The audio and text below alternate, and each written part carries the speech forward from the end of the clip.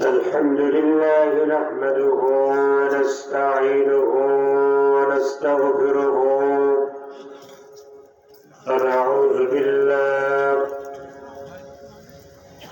ونعوذ بالله من شرور أنفسنا ومن سيئات أعمالنا من يهده الله فلا مضل له ومن يضلله فلا هادي له ونشهد أن لا إله إلا الله وحده لا شريك له ونشهد أن سيدنا وحبيب ربنا ومولانا محمدا عبده ورسوله الذي أرسله بالحق بشيرا ونذيرا وداعيا إلى الله بإذنه وسراجا منيرا فقد قال الله تعالى في كلامه المجيد وفي فرقانه الحميد شكل আমার সঙ্গে পড়ুন أعوذ بالله من الشيطان الرجيم بسم الله الرحمن الرحيم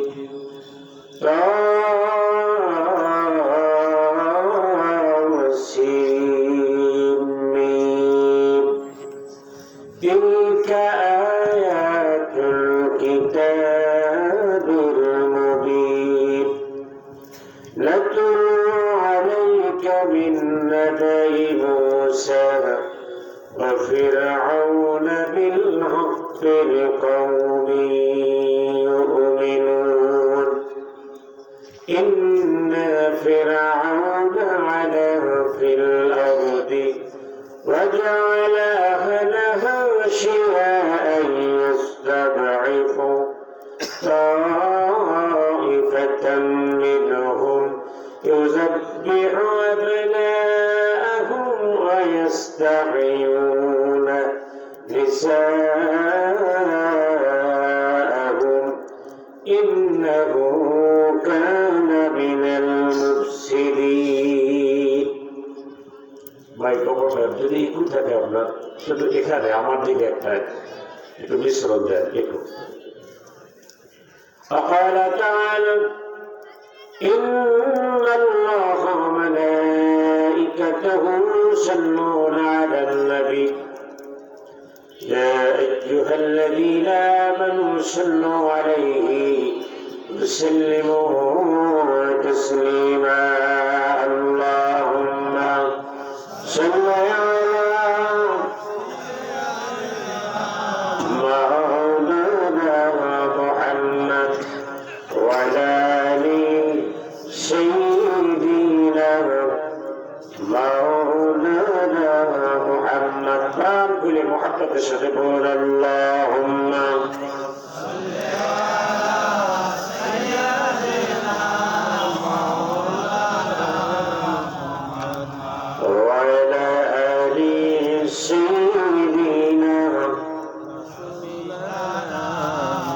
بلغ العلا بكماله كشف الدجى بجماله حسنت جميع خصاله صلوا عليه وآله أربع بكر مكر طريق جثاي من الرباط خدا करुणा कमसार हो जब से बरंगार बलगल उला बिकमालिही كشف الدجى بجماله حسنت جميع خصاله صلوا عليه وآله آتاني مرجتي كاتبه قلم تكبرجا और मेरी मेरज है क्यों नहीं तेरे कदम तक पहुंचा बलगल उला मोहब्बत से करो जोर से बलगल उला بكماله كشف الدجى بجماله حسنت جميع خصاله صلوا عليه وآله أولئك فرد بلدك ترنمينا جمع دهر में कलियों का تبسم هنا بلغ العلا بكماله كشف الدجى بجماله حسنت جميع خصاله صلوا عليه وآله اللهم آمين ربنا ظلمنا أنفسنا وإن لم تغفر لنا وترحمنا لنكونن من الخاسرين رب العالمين مولانا যুব সংগঠন মুক্তবির উন্নয়ন প্রকল্পে একদিন রূপে ঐতিহাসিক তাফসীরুল কোরআন মাহফিল রব্বুল আলামিন এই মাহফিল যারা আয়োজন করেছেন ও শোনার জন্য যারা এসেছেন রব্বুল আলামিন কিয়ামতের ময়দানে আমাদের উভয়কে নাজাতের ওসিলা বানায়া দিও রব্বুল আলামিন হাজার হাজার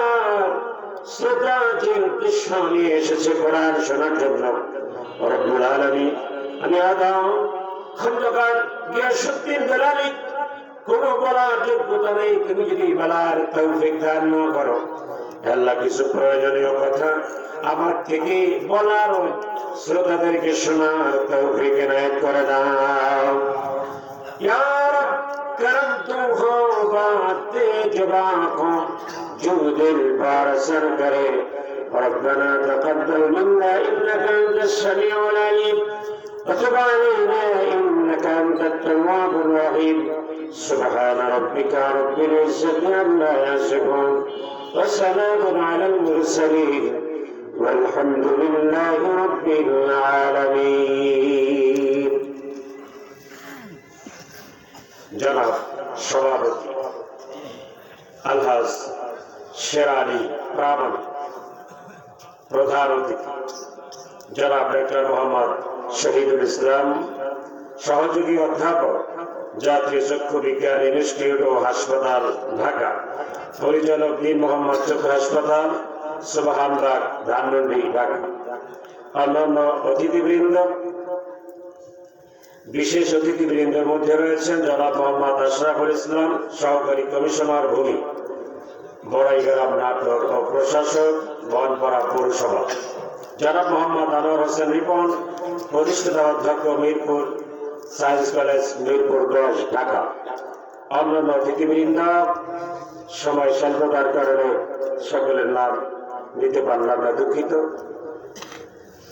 অন্যান্য গণ্যমান্য ব্যক্তিবর্গ যারা উপস্থিত হয়েছেন নির্ধারিত প্যান্ডেলের মধ্যে রয়েছেন কোরআন শোনার মৌমাছি যারা মৌমাছির মতো ফুলে লেগে থাকে কথা বলেন ঠিক না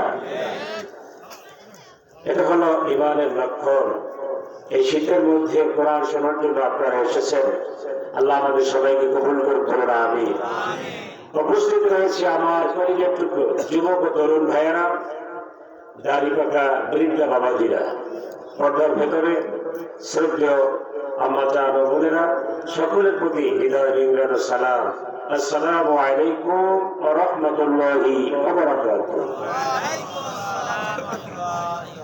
পিছনে যারা সালামের জবাব দেননি আপনাদের কি সালামের জবাব দেওয়ার অভ্যাস নেই কথা বলেন না কেন অভ্যাস নেই দুনিয়ায় নানান রকমের কথাবার্তা হয়, আওয়াজ হয়, কিন্তু জান্নাতের মধ্যে একটা আওয়াজ থাকবে, সেটা কি? জোরে বলেন। আল্লাহ পাক বলেন ইল্লা কিলান সালামান সালামা। জান্নাতের মধ্যে একটা মাত্র আওয়াজ হবে, তা হলো শুধু সালাম। সুবহানাল্লাহ বলবেন না? আফসুস সালাম বাইনাকুম। বিশ্বনবী বলেন তোমরা দুনিয়াতে সালামের অ্যাডভাইস করো, সালাম প্রচলন করো। সালাম বেশি দিতে দিতে এই সালাম তোমাদেরকে জান্নাতে নিয়ে যাবে।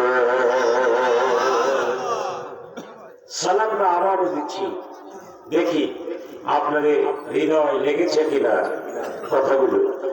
যদি প্রাণবন্ত একটি আওয়াজ আসে, মনে করব আপনাকে সালাম জান্নাতে নিয়ে যাবে আর আপনি জান্নাতে সালাম দিতে পারবেন, সে প্রত্যাশা রেখে আমি দ্বিতীয়বার সালাম দিচ্ছি। আসসালামু আলাইকুম ওয়া রাহমাতুল্লাহ। কেমন আছেন সকলে? ভালো রেখেছেন কে? আরো জোরে। আমাদের ভালো রাখবেন কে? না সরকার? সরকার তো চেয়েছিল বিগত 16 বছর যারা কোরআন প্রেমিক তাদেরকে বন্দী করতে, কথা বলেন ঠিক না? যারা কোরআন শোনায় তাদের কণ্ঠকে স্তব্ধ করতে, যারা কোরআনের পাখি তাদেরকে 14 শিখের মধ্যে আটকিয়ে রেখেছিল কিনা? বন্ধুগণ আমার, তাদের গাত্র দাও ছিল এই সমস্ত কোরআনের মৌমাছি, কথা বলেন ঠিক কিনা? তিনি কোরআনের মৌমাছির চাকে জেল চলেছিল দীর্ঘ 16টি বছর। মৌমাছিরা সময় মতো ফুল ফুটিয়ে তাকে দিল্লিতে তার আসল বাড়িতে পাঠিয়ে দিয়েছে, কথা বলেন ঠিক কিনা? সেখান থেকে আর বাংলার স্বপ্ন দেখা লাগবে না, দেখে না। বন্ধুগণ আমার, দুনিয়ায় দল হলো দুইটা, একটা হলো শয়তানের দল আর একটা কার দল? হিজবুল্লাহ আর হিজবুস শাইতান। কথাটা আরো জোরে বলেন। আমরা কোন দলে আছি? হিজবুল্লাহ। কোন দলে? আরো জোরে জোরসে বলেন। জোর হবে না।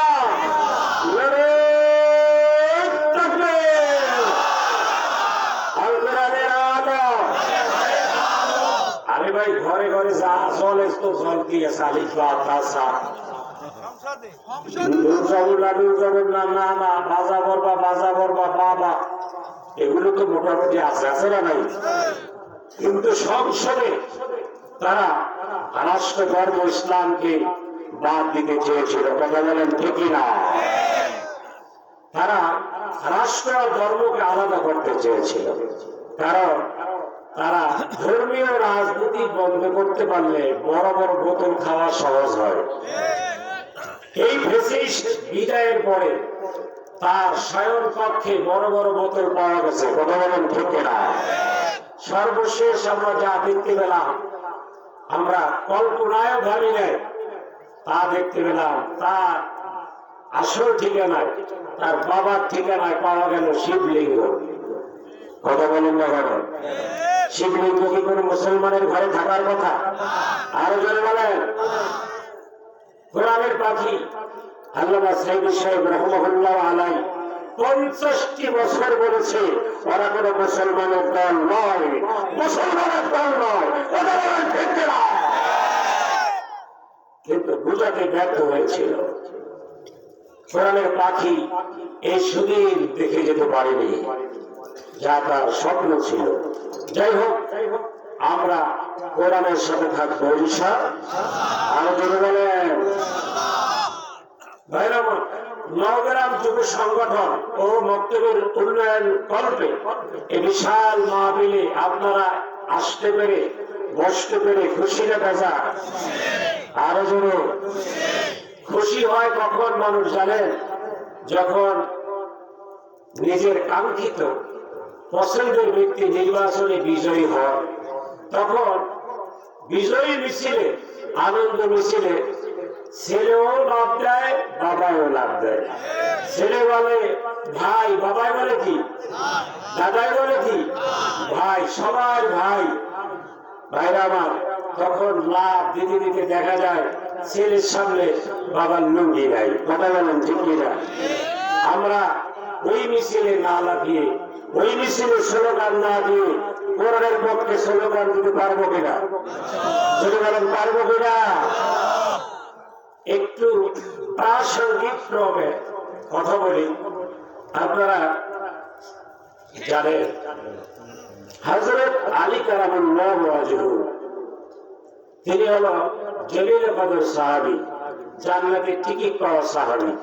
সব থেকে কম বয়সে তিনি ইসলাম গ্রহণ করেছে। কথা বলেন ঠিক কিনা? ইসলাম গ্রহণ করার পরে তার পিতা আবু তালিব তাকে খুঁজে পাচ্ছে না, কোথায় আলী? খুঁজতে খুঁজতে খবর পেল হযরত আলী রাদিয়াল্লাহু তাআলা তিনি রাত হলেই আল্লাহর নবী যে খেজুর পাতা গৃহখানি, সেখানে রশি দিয়ে একটি চকি বানানো ছিল, ঠিক না? যার উপরে একটি চাকাই ছিল খেজুর পাতা। নবী করিম সাল্লাল্লাহু আলাইহি সাল্লাম সেই খেজুর পাতার চাকার উপরে ঘুমাতেন, আর হযরত আলী রাদিয়াল্লাহু তাআলা তরোয়াল নিয়ে, উন্মুক্ত তরোয়াল নিয়ে নবীজির ওই চকির নিচে শুয়ে থাকতেন। সুবহানাল্লাহ। কেন শুয়ে থাকতেন? কেন বলতে পারেন? বলতে পারেন না? ভাইরা আমার, হযরত আলী তিনি জানেন তিনি যে ইসলাম গ্রহণ করেছেন, যার মাধ্যমে মুহাম্মদুর রাসূলুল্লাহ সাল্লাল্লাহু আলাইহি ওয়াসাল্লাম তার শত্রু মক্কার গলিতে গলিতে রয়েছে, যে কোনো সময় রাতে তাকে হত্যা করা হতে পারে। এই জন্য আল্লাহর নবীকে পাহারা দেওয়ার জন্য নিজের ঘর ছেড়ে, নিজের পরিবার ছেড়ে, মা বাবা ছেড়ে নবীজিকে প্রোটেকশন দেওয়ার জন্য উন্মুক্ত তরোয়াল নিয়ে আলী নবীজির চোখের নিচে শুয়ে থাকত। আল্লাহ নবীর ভয় যখন কাফেররা হিজরতের রাতে অ্যাটাক করলো চতুর্দিক থেকে, তখন আলী ওই চোখের নিচে শোয়া বা বসা। আল্লাহ নবী হঠাৎ জিবরাইলের ডাকে ঘুম থেকে জাগলেন, জেগে কিছুটা পেরেশানগ্রস্ত। কারণ ভয়ে না, নবীজির কাছে ওহী আসছে, এখন আপনাকে হিজরত করা লাগবে, কিন্তু আল্লাহ নবীর কাছে কিছু আমানত রয়েছে। কথা বলেন ঠিক না? এই আমানত গুলো না দিয়ে দিলে কাফেররা মনে করবে মুহাম্মদ আমানতের খেয়ানত করেছে। কথা বলেন ঠিক না? এই জন্য পেরেশানগ্রস্ত হয়ে গেছেন। হযরত আলী না বুঝে তিনি অন্য কথা বললেন। হযরত আলী বললেন, ইয়া রাসূলুল্লাহ, আপনি কেন বিষণ্ণ? আপনার মনটা মলিন কেন? হযরত আলী রাদিয়াল্লাহু তাআলা মাথার পাগড়ি কোমরে বেঁধে তরবারিটা কাঁধে নিয়ে বলেন, ইয়া রাসূলুল্লাহ, ইয়া হাবিবাল্লাহ, আমাকে শুধু অর্ডার করেন, আপনার ঘরের বাইরে যতজন কাফের এসেছে একজন কাফেরের মাথা নিয়ে বাড়ি যেতে পারবে না। আমি কয়জন? ধরে বলেন, 100। আর কাফের কত?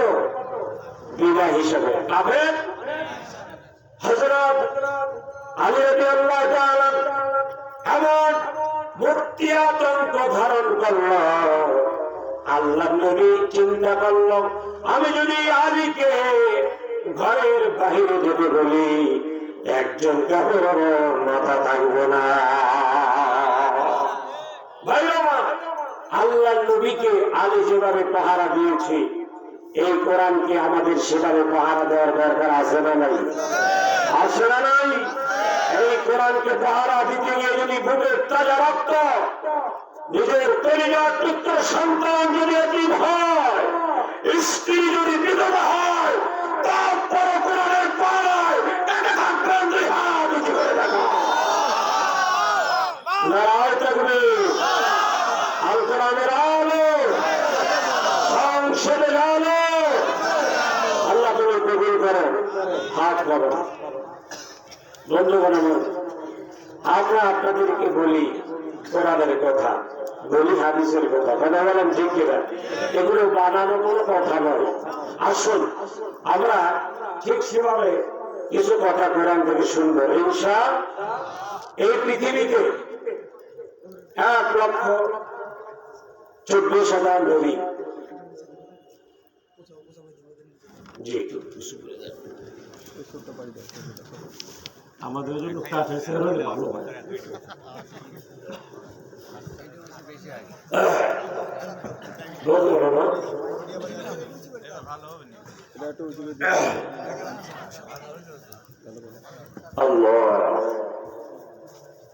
এই পৃথিবীতে আল্লাহ ভাই বসে 1,24,000 নবী এসেছে, কথা বলেন ঠিক কিনা?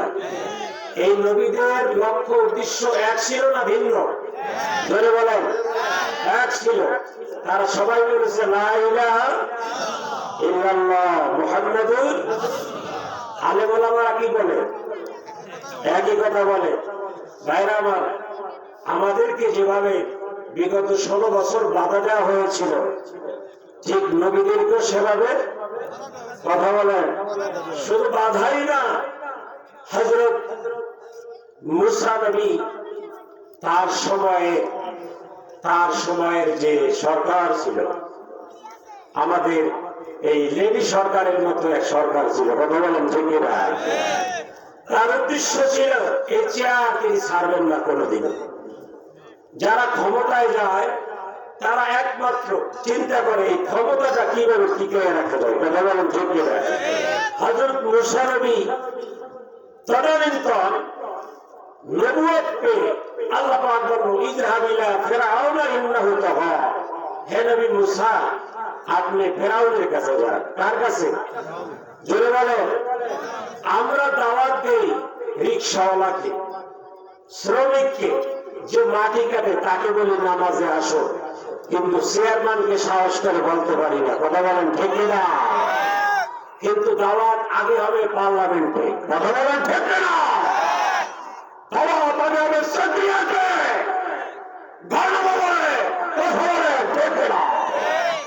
আল্লাহ মুসা নবীকে বলল মুসা ফিরআউনকে আগে দাওয়াত দাও।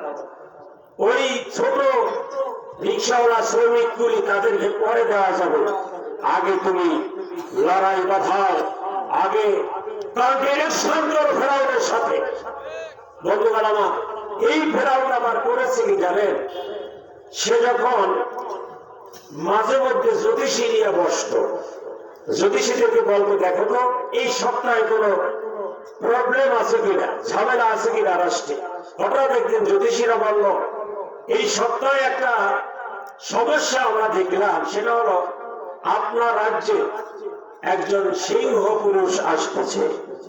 কি পুরুষ? আমরা কিসের জাতি? না বিড়ালের জাতি?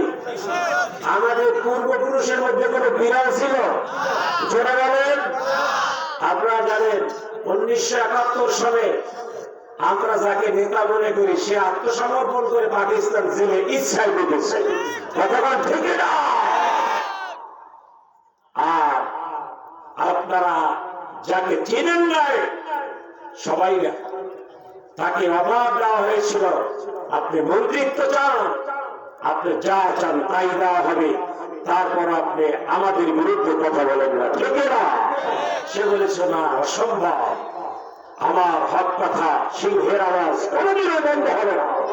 তার নাম আল্লামা সাইদি সাহেব রাহিমাহুল্লাহ। কথা বলেন ঠিক না? ধন্যবাদ। আমার আমরা সিংহের জাতি, কিসের জাতি? সিংহের জাতি। কিন্তু আমাদের এই যে স্লোগান আওয়াজ, এটা কি সিংহের পরিচয় না বিড়ালের পরিচয়? বিড়াল যখন বাড়িতে থাকে সে কয়টা খাবারের জন্য মালিকের কাছে কত নত জানু হয়ে বসে আর বলে কথা বলেন না কেন? আস্তে বিনয়ের সাথে।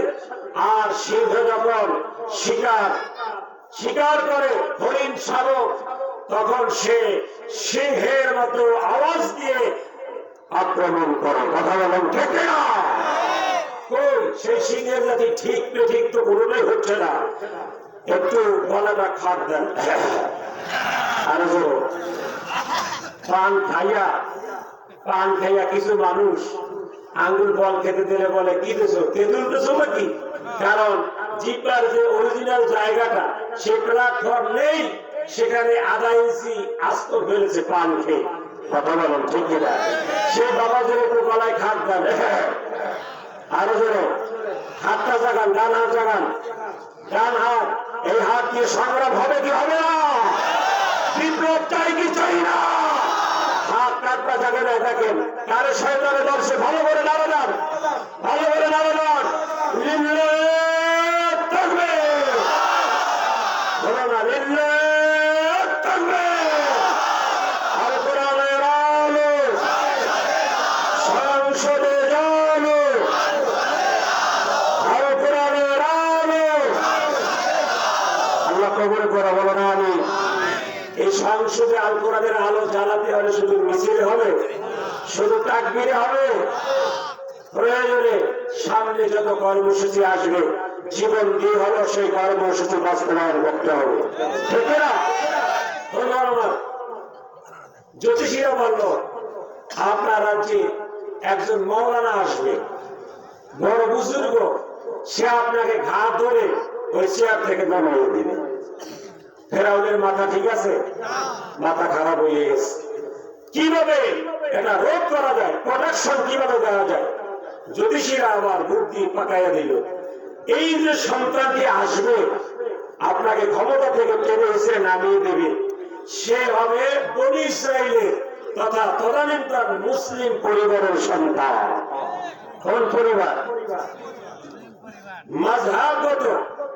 মাযহাবগত তদানীন্তন বনি ইসরাইল ছিল মুসলমান। কথা বলেন ঠিক না? এই বনি ইসরাইলের ভিতর থেকে আসবে। ভাইরা আমার, আল্লাহ পাক বলেন ইন্না ফিরআউনা আলা ফিল আরদি ওয়াজালা আহলাহা শিয়া'আন ইয়াস্তাদঈফু তা'iফাতান মিনহুম ইউযাব্বিহু আবনাআহুম। বনি ইসরাইলের যত পুত্র সন্তান ছিল ফেরাউন ইউযাব্বি সব জবে শুরু করে দিয়েছে। সব কি করছে? জবে শুরু করেছে। আপনারা জানেন মিডিয়ার মাধ্যমে অধ্যাপক শহীদ গোলাম আজমের ছেলে ছিল মেজর আজমি। কথা বলেন ঠিক না? তিনি সরকারের বিরোধী অথবা ইসলামের পক্ষে থাকার কারণে সেই মেজর আজমিকে ওএসডি করে ডিমোশন দিয়ে চাকরি নট করে আয়না করে ঢুকিয়েছিল। কথা বলেন ঠিক না?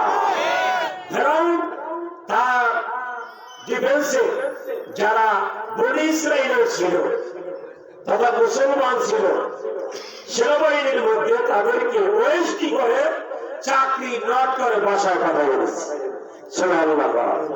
তাহলে আমাদের লেডি ফেরাউন আর তদানীন্তন ফেরাউনের কাজের ভিতরে মিল আছে না নাই? আছে না নাই? ধন্যবাদ। আল্লাহ পাক বলেন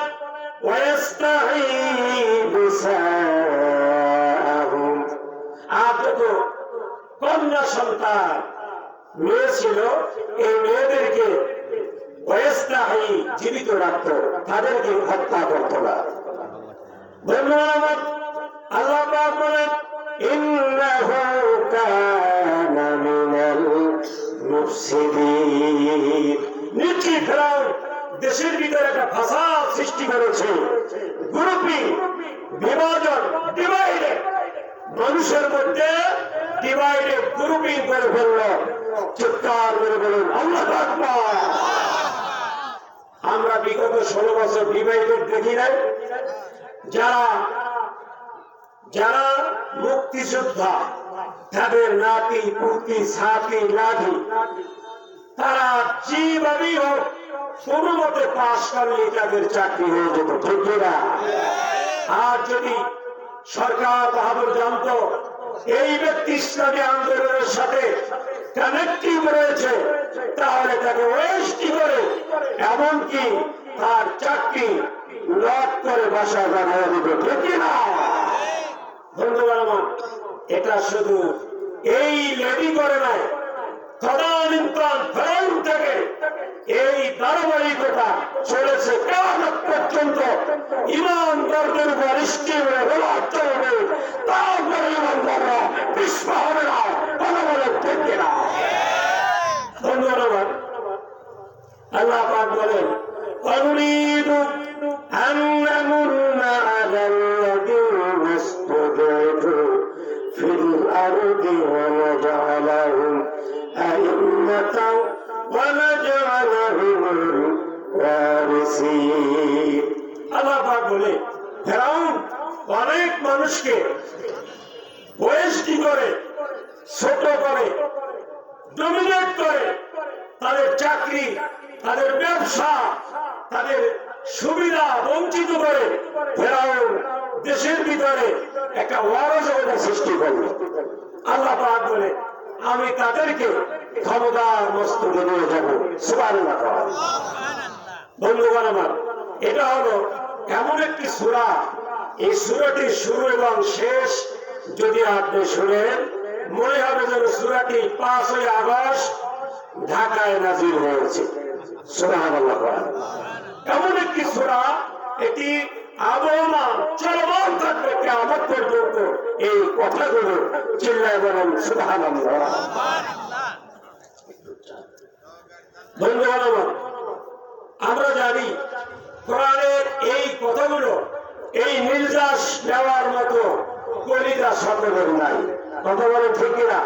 অনেকেই মনে করবে হুজুর যে কথা বলতে আছে এই কথাগুলো আমার দলের সাথে যায় না, আমি চলে যাই, অথবা এটা আমার শোনা দরকার নেই। বন্ধুগণ, এটা আল্লাহ পাক নাযিল করেছেন যুগে যুগে এরকম অত্যাচারী শাসক ইমানদারদের উপর অত্যাচার করবে, এজন্য আল্লাহ সূরাটি কোরআনে নাযিল করে দিয়েছে। সুবহানাল্লাহ। যাতে করে ইমানদাররা ঘাবড়িয়ে না যায়। বন্ধুগণ আমার, আল্লাহ পাক বলেন ওয়ানুমাক্কিনা লাহুম ফিল আরদি ওয়া নুরিয়া ফিরআউনা ওয়া হামান। ফিরআউন ছিল প্রেসিডেন্ট আর হামান ছিল প্রধানমন্ত্রী। একটু জিকির করি, লা ইলাহা ইল্লাল্লাহ, লা ইলাহা ইল্লাল্লাহ, জোরে লা ইলাহা ইল্লাল্লাহ, লা ইলাহা ইল্লাল্লাহ, লা ইলাহা ইল্লাল্লাহ মুহাম্মাদুর রাসূলুল্লাহ। আমরা যারা দ্বীনের পক্ষে লড়াই করি মাঠে ময়দানে, আর আপনারা যারা সাপোর্ট করেন, যখন বেশি দিন হয়ে যায় বিজয় আসে না, তখন মনের ভিতরে সন্দেহ আসে, কথা বলেন ঠিক কিনা? কবে বিজয় আসবে? আল্লাহ পাক বলে ওয়াদাল্লাহিল হক, আমি আল্লাহ আমার ওয়াদা সত্য। আমি বললাম এই কোরআনের সাথে যারা থাকবে তাদের বিজয় আসবেই আসবে। হতাশ হওয়ার কিছু আছে? হতাশ হওয়ার কিছু নাই। যারা রক্ত দিয়েছে তাদের প্রতিটি ফোঁটা রক্ত কথা বলবে, কথা বলেন ঠিক কিনা? আল্লাহ সান্ত্বনা দিয়েছে যে সূরার মধ্যে। আল্লাহ পাক বলে ওয়ানুমাক্কিনা লাহুম ফিল আরদি ওয়া নুরিয়া ফিরআউনা ওয়া হামান। আমি ফেরাউন আর হামানকে দেখাবো তুমি 2 লক্ষ শিশু ক্ষমতার জন্য হত্যা করেছো। কত লক্ষ? 2 লক্ষ। আল্লাহ পাক বলে ফেরাউন 2 লক্ষ শিশুকে হত্যা করেছো যেই ক্ষমতার জন্য, এই ক্ষমতা টিকাতে পারবে না তুমি ফেরাউন। পেরেছে? বলেন না কেন পেরেছে? আমাদের 30,000 বাড়ি বন্ধ হয়ে আছে, তারপর ক্ষমতায় টিকতে পারে নয়। কথা বলেন ঠিক না? 30 লক্ষ বাংলা সারা বাংলাদেশ ইসলামী আন্দোলনে কর্মীদের, তারপর তাকে পালাতে হয়েছে। কে বাধ্য করেছে? চিৎকার করে বলেন কে? আল্লাহ পাক বলে ফেরাউন তুই 2 লক্ষ শিশু হত্যা করেছ এই চেয়ারের জন্য, কিন্তু আমি মূসাকে তোর চেয়ারে বসাবো, এইটা আবার তোকে আর হামানকে দেখাবো। সুবহানাল্লাহ। ভাইরা আমার, আগের স্লোগান ছিল 71-এর রাজাকার, এই মুহূর্তে কথা বলেন না কেন? বাংলা স্যার, বাংলা কি তোর বাপ দাদা? এখন আমরা বলতেছি কি 71-এর 90 রাজাকার, এই মুহূর্তে বাংলা স্যার, বাংলা কি তোর বাপ দাদা? কথা বলেন ঠিক না? করেছেন কে? আল্লাহ পাক বলে ওয়াহামানা, আমি ফেরাউনের হামানকে দেখাবো। আল্লাহ এই ফেরাউনের উল্লেখ করে নাই, যেহেতু কোরআন তো 1500 বছর আগে নাজিল হয়েছে। কথা বলেন, কথা বলেন। আল্লাহ পাক বলেন আমি এই দৃশ্য ফেরাউনকে দেখাবো, হামানকে দেখাবো, ফেরাউনের যারা নাতি পুতি আত্মীয় স্বজন আছে আমি আল্লাহ তাদেরকে দেখাবো, এটা দেখাবো। এখন বলতে পারেন হুজুর ফেরাউন তো নীল নদে মারা গেছে, ফেরাউন মুসা নবী ক্ষমতা আসার আগে নীল নদে মারা গেছে, তাহলে ফেরাউন কিভাবে দেখেছে? প্রশ্ন আছে কি? প্রশ্ন আছে না? আপনারা জানেন তাফসীরে এসেছে ফেরাউন ও হামান নীল নদে যখন নিমজ্জিত হয়েছে, ডুবেছে, ওই যাত্রায় হামান মরে নাই, হামানকে আল্লাহ বাঁচাই দিয়েছেন। ফেরাউন মরে গেছে, কিন্তু আল্লাহ পাক ফেরাউনের জন্য মাটি হারাম করে দিয়েছে, কোন পৃথিবীর মাটিতে তাকে কবর দেওয়া হবে না। ফেরাউনকে শক্তি বানায়া উপরে রেখেছে, কবরের উপরে। আল্লাহ পাক বলেন ইন্নাল্লাহা ইউসমিউ মান ইয়াশাউ, আমি আল্লাহ ইচ্ছা করলে মৃত্যুর পরও কোন কোন মানুষকে দুনিয়ার সব অবস্থা আমি দেখাতে পারি। সুবহানাল্লাহ। এই জন্য আল্লাহ ফেরাউনকে উপরে রেখে মুসা নবী ক্ষমতায় বসেছে, এই দৃশ্য ফেরাউনকে দেখাই দিয়েছে। সুবহানাল্লাহ। বন্ধুগণ আমার, আল্লাহ পাক বলেন মুসার জননী মুসাকে নিয়ে পেরেশান চিন্তিত হয়ে বলল যে ফেরাউনের জল্লাদ এসে মুসাকেও হত্যা করে কিনা। আল্লাহ পাক বলল হাইনা ইলা উম্মি মুসা আরজিহি ফাইদা খিফতা আলাইহি ফালকিহি ফিল ইয়ামি ওয়ালা তাখাফি ওয়ালা তাহজান। আল্লাহ পাক বলল মুসলমান ওয়ালা তাখাফি, ভয় করো না, ওয়ালা তাহজানি, হতাশ হয়ো না। দরকার আছে না নাই? আমাদের মধ্যে অনেক ভাই হতাশ হয়ে গেছে। আমি সাতক্ষীরে দিয়েছি মাহফিলে, সেখানে গিয়ে দেখলাম ইসলামী আন্দোলনের অনেক কর্মীর ভারী ঘর নাই, বুলডোজার দিয়ে রোলার দিয়ে বাড়িঘর মাটির সাথে মিশিয়ে দিয়েছে। কথা বলেন ঠিক না? আল্লাহ পাক বলে ওয়ালা তাখাফি, ভয় করো না, ওয়ালা তাহজানি, হতাশ হয়ো না, বিজয় আসবে আসবে। সুবহানাল্লাহ। মুসার মাকে আল্লাহ পাক বলল ও মুসার জননী, যদি ভয় লাগে মুসাকে নিয়ে, তাহলে একটি বাক্স বানাইয়া, কি বানাইয়া? বাক্স বানাইয়া মুসাকে দরিয়ায় ভাসাইয়া দেওয়া।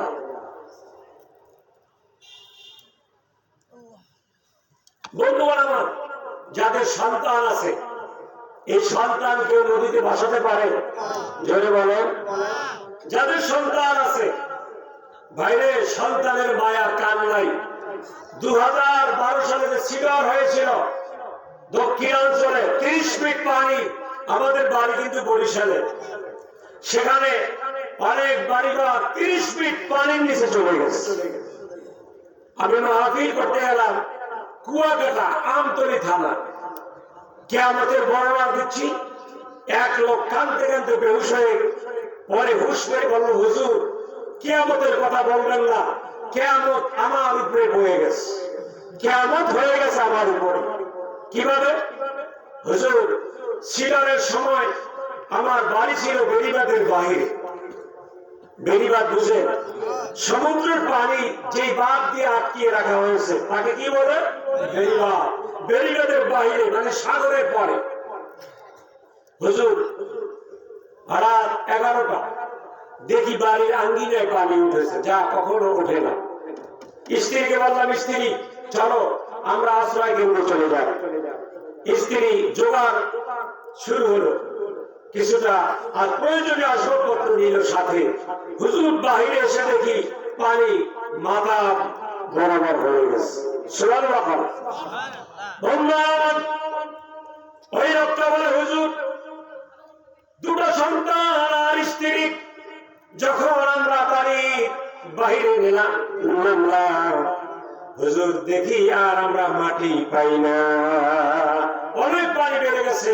এখন আমরা সাঁতরাচ্ছি। স্ত্রীকে একটা তুফান এসে স্ত্রীকে নিয়ে গেল, আর দুইটা ছেলে আমাকে জড়াইয়া ধরছে। ছেলে মেয়ে আছে না? কথা বলেন। এই বিপদের সময় নিজে বাঁচবে না ছেলেদেরকে বাঁচাবে? হুজুর কিয়ামত আমার উপরে হয়ে গেছে। কিভাবে? দুইটা ছেলে নিয়ে সাঁতরাচ্ছি, পানি স্বাভাবিক পানির থেকে 30 ফিট পানি বেড়ে গেছে, কোনো কিনারা নেই। রাত, ধুলো, অন্ধকার, আমসভা, তুফান, ঘূর্ণি বাতাস, বৃষ্টি আর তুফান। হুজুর কোথায় যাবো সাঁতরে? কোনো কিনারা নাই। সুবহানাল্লাহ বলবেন না? আল্লাহ পাক বলেছেন, ইয়াউমা ইয়াফিরুল মারউ মিন আখিহি ওয়া উম্মিহি ওয়া আবিহি। কিয়ামতের ময়দানে ভাই ভাইকে পরিচয় দেবে না, ওয়া উম্মিহি ওয়া আবিহি, মা বাবা সন্তানকে পরিচয় দেবে না। সুবহানাল্লাহ। হুজুর এই কিয়ামত হয়ে গেছে আমার উপরে। কিভাবে? যখন ছেলে দুটো আমাকে জড়াইয়া ধরেছে, আমি সাঁতরাতে ক্লান্তি হয়ে পড়েছি, ক্লান্ত নেমে এসেছে আমার, আমি আর সাঁতরাতে পারি না। দুটো ছেলে কাঁধে নিয়ে তুফানের মধ্যে কতদিন সাঁতরান যায় কষ্ট। হুজুর আমি বড় ছেলেকে বললাম, বাবা আমাকে ছেড়ে তুমি সাঁতরাও। ছেলে বলল, বাবা প্রচন্ড তুফান, ঘূর্ণি বাতাস, বৃষ্টি, এর মধ্যে বাবা আমার পক্ষে সাঁতরিয়ে থাকা সম্ভব না। বাবা তুমি আমাকে সাহায্য করো। পিতা বলল, বাবা এখন যে পরিস্থিতি, তুই যদি আমাকে না ছাড়ো তাহলে আমি মরে যাব। সুবহানাল্লাহ বলে কিয়ামত শুরু হয়ে গেল। ভাই আমার ওই লোক বলতেছে, হুজুর ছেলে যখন আমাকে আর ছাড়ছে না, তখন ছেলের বুকে পা দিয়ে জোরে একটা লাঠি দিয়ে ছুটাইয়া দিয়েছি।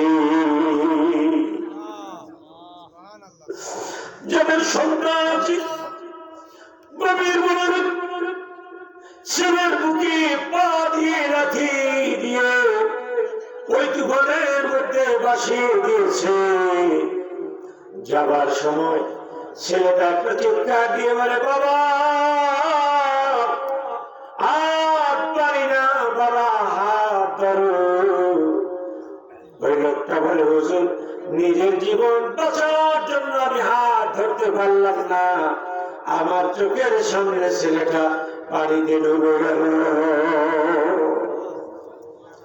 হুজুর ছোট ছেলেটাকে নিয়ে সাঁতরাচ্ছি, ছোট ছেলেটা বড় ভাইয়ের এই দৃশ্য দেখে জোরে গলা ধরেছে, বাবা বড় ভাইকে লাঠি দিয়ে ফেলে দিয়েছ।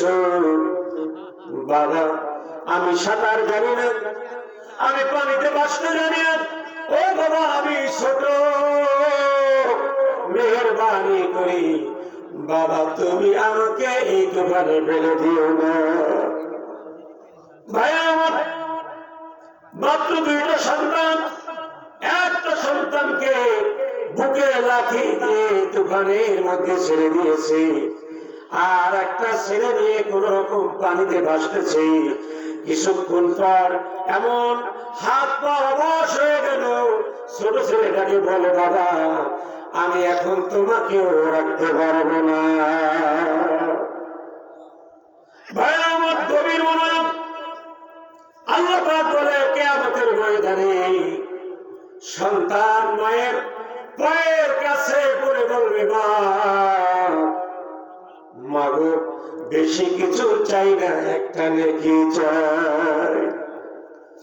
আল্লাহ পাক বলে কুল্লু যাতি হামলিন হামলাহা, তখন পৃথিবীর সমস্ত মা হামলিন হামলাহা পেটের সন্তানকে ভুলে যাবে। কথা দাও, কুল্লু যাতি হামলিন হামলাহা ওয়া তারান নাসা সুকারা ওয়া মা হুম বিসুকারা। কিয়ামতের ময়দানে সমস্ত মা সন্তানদের ভুলে যাবে। কুল্লু বুরদিয়াতিন মারদাত, কুল্লু সব মা। সুবহানাল্লাহ বলেন না? কেন ভুলে যাবে জানেন? কেন? This is issue. তখন কি ইস্যুটা কি? ভাইরা আমার গভীর মনোযোগ। এই রূপ বলতে হুজুর আমার জীবনে কিয়ামত হয়ে গেছে, এই কথা শুনে যে কিয়ামতের ময়দানে একটা নেকির জন্য সন্তান মায়ের পায়ে পড়বে। মা বলবে কুল্লু মুরদিয়াতিন মারদাত, সমস্ত মা সন্তানদেরকে পরিচয় দেবে, না তুমি আমার সন্তান না, তোমাকে আমি চিনি না, তুমি এখান থেকে সরে যাও। ভাই আমার এই কারণটা কি? সবাই একটু গভীর মনোযোগ দেয়। কিয়ামতের ময়দানে আমাদের মাথার উপরে কি থাকবে? জোরে বলো, সূর্য থাকবে। এই সূর্যটা নিয়ে অনেক বয়ান, অনেক নসিহত শুনেছেন। একটু বৈজ্ঞানিক ধারণা নিয়ে যান। সূর্য চৈত্র মাসে মাঠে যে কিরণ দেয়, তাপ দেয়, তা হলো 40 থেকে 42 ডিগ্রি সেলসিয়াস গরম, ঠিক কিনা? সেই গরম আমরা সহ্য করতে পারি না, মাঠ থেকে চলে আসি বাসায় বাড়িতে।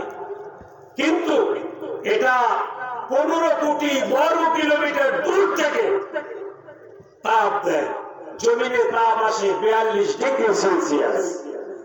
কিন্তু সূর্যের কেন্দ্রে কত ডিগ্রি সেলসিয়াস গরম আছে? ও বাবাজিরা বলতে পারেন কেউ? ভাইয়েরা পারেন কেউ? বিজ্ঞানীরা বলেছে 15 মিলিয়ন ডিগ্রি সেলসিয়াস গরম সূর্যের কেন্দ্রে। 15 মিলিয়ন বোঝেন? 1 মিলিয়নে 10 লক্ষ। 1 মিলিয়নে কত? 15 মিলিয়নে হয় 1,50,00,000 ডিগ্রি সেলসিয়াস গরম সূর্যের কেন্দ্রে। সুবহানাল্লাহ। এবার আসুন, আমরা যে আগুন জ্বালাই, আগুনে কত ডিগ্রি সেলসিয়াস গরম? 2000। কত? মাত্র আগুনে 2000 ডিগ্রি সেলসিয়াস গরম। আর সূর্য যখন আমাদের মাথার উপরে থাকবে কিয়ামতের ময়দানে, ওই সূর্যে 15 মিলিয়ন গরম থাকবে, আগুন থেকে 1.5 কোটি গুণ গরম বেশি। সুবহানাল্লাহ বলেন না? আগুন থেকে, আগুনে 2000 ডিগ্রি সেলসিয়াস, 2000 ধরে যায়, আর সূর্যে 15 মিলিয়ন। এই সূর্য থাকবে মাথার উপরে। বন্ধুগণ আমার, মানুষের জিহ্বা আছে না? এই জিহ্বা নাভি পর্যন্ত আসবে তৃষ্ণা। কারো জিহ্বা কিয়ামতের ময়দানে মাঠে পড়ে যাবে তৃষ্ণায়। ওই জিহ্বার উপর দিয়ে আর এক হাসরবাসী হেঁটে যাবে। সুবহানাল্লাহ, সুবহানাল্লাহ। জিহ্বা দাঁড়িয়ে যাবে। ভাই আমার, তখন বলেন কি অবস্থা হবে? আল্লাহ পাক বলেন, ইয়াউমা ইয়াফিরুল মারউ মিন আখিহি ওয়া উম্মিহি ওয়া আবিহি ওয়া সাহিবাতিহি ওয়া বানিহি। ভাই ভুলে যাবে, মা ভুলে যাবে, পিতা ভুলে যাবে, বন্ধু বান্ধব ভুলে যাবে। কিয়ামতের ময়দানে কেউ কাউকে পরিচয় দেবে না। ওই লোক বলতেছে, হুজুর আমি আমার সন্তান ছোটটাকে নিয়ে পানিতে ভাসতেছি, এখন এমন উপক্রম হলাম, এখন একজনকেও রাখা সম্ভব না। কারণ সবাই বলেন এই পৃথিবীতে নিজের জীবন থেকে অধিক ঘনিষ্ঠ আর কিছু নাই। এবার পিতা বলে, বাবা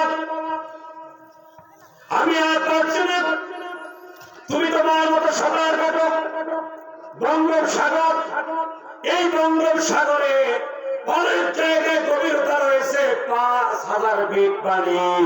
সুবহানাল্লাহ, ৫,০০০ ফিট পানি। অনেক জায়গায় এর থেকেও বেশি। এই তুফান গুলো যখন আসে মনে হবে হিমালয় পর্বতের মতো এক একটি বিশাল তুফান। ওই যে ১২ সালের ছিল ওই তুফান আসতেছে, বাবা বলতেছে আমি আর পারি না, তুমি সাঁতার কাটো। ছেলে বলা ছাড়ে না, বাবা গলাটা জড়াইয়ে ধরেছে আর বলে বাবা ছোট আমি আমার বড় ভাইকে যেভাবে লাঠি দিয়ে ছুটিয়ে দিয়েছেন, বাবা আমি ছোট সাঁতার জানি না, আমাকে আপনি বলে দেবেন না। এবার লোক বলল হুজুর নিজের জীবন বাঁচানোর জন্য ওই ছেলেটা যে হাত দিয়ে আমার গলা ধরেছিল ওই হাতে আমি দাঁত দিয়ে জোরে কামড় বসানো দিলাম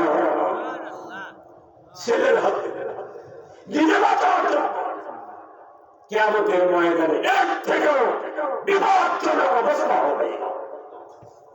বন্ধুরা আমার, ওই পিতা বলেন আমি যখন আমার ছেলেকে কামড় দিলাম সে আমাকে ছাড়ে না, বাঁচার জন্য আমি এক সময় ছেলেটার হাতে এমন করে কামড় দিলাম ছেলেটার মাংস ছিঁড়ে আমার মুখে চলে এসেছে। কিয়ামতের কিছু নমুনা এখান থেকে নিয়ে যান আপনারা। ওই ছেলে অধিক যন্ত্রণা কামড়ে দুঃখ কষ্ট সহ্য না করতে পারে, বাবার গলাটা এবার ছেড়ে দিয়েছে। প্রচন্ড তুফান, প্রচন্ড স্রোত, অধিক বৃষ্টি, প্রচন্ড বৃষ্টি, এর মধ্যে ৬ বছরের শিশু বাবার গলা ছেড়ে দিল। বাবার গলা ছেড়ে দিই একটা আওয়াজ দিল, বাবা আমি ডুবে গেলাম। একটা আওয়াজ দিয়ে ছেলেটা ডুবে গেল। একদিন পরে পানি কমে গেল, বন্যা থেমে গেল। এই ছেলেটা ২ হাত বালুর নিচে চলে গেল।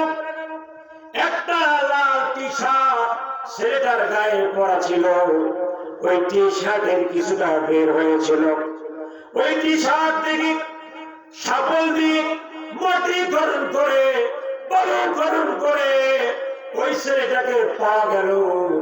ওই পিতা দেখতে পেল যেখানে তিনি কামড় দিয়েছিল ওইখান থেকে এখনো রক্ত পড়ে। আমার জীবনে কামড় হয়ে গেছে, এই দৃশ্য হুজুর আমার জীবনে বয়ে গেছে। চিৎকার করে বলুন সুবহানাল্লাহ। ভাই আমার, এটা হলো কিয়ামতের মিনি নমুনা, ছোট নমুনা। আমার ভাইরা গভীর মনোযোগ, আল্লাহ পাক বলেন ১৫ মিলিয়ন গরম সূর্যের কেন্দ্রে এই সূর্য কিয়ামতের ময়দানে মাথার উপরে আসবে। জোরে বলেন ঠিক কিনা? একদম মাথা কিনারে ১৫ মিলিয়ন গরম। একটু হিসাবটা মিলিয়ে যান। আমরা যে আগুন জ্বালাই, আগুন, এই আগুনই হলো ২০০০ ফারেনহাইট, ২০০০ গরম, ২০০০ ডিগ্রি সেলসিয়াস বলে। আর সূর্য আছে ১৫ মিলিয়ন, ১,৫০,০০,০০০ ডিগ্রি সেলসিয়াস গরম। চিৎকার মেরে বলুন আল্লাহু আকবার। এই সূর্যটা মাথার উপরে দেওয়া হবে। ভাইরা আমার, গভীর মনোযোগ। এই সময় আল্লাহ পাক বলেন জাহান্নামীরা কবর থেকে উঠবে। কবর থেকে উঠে এই যে মাটির দুনিয়া, এই দুনিয়া থাকবে না। এই দুনিয়াকে আল্লাহ চেঞ্জ করে তামার দুনিয়া করে দিবে। এই দুনিয়া থাকবে না।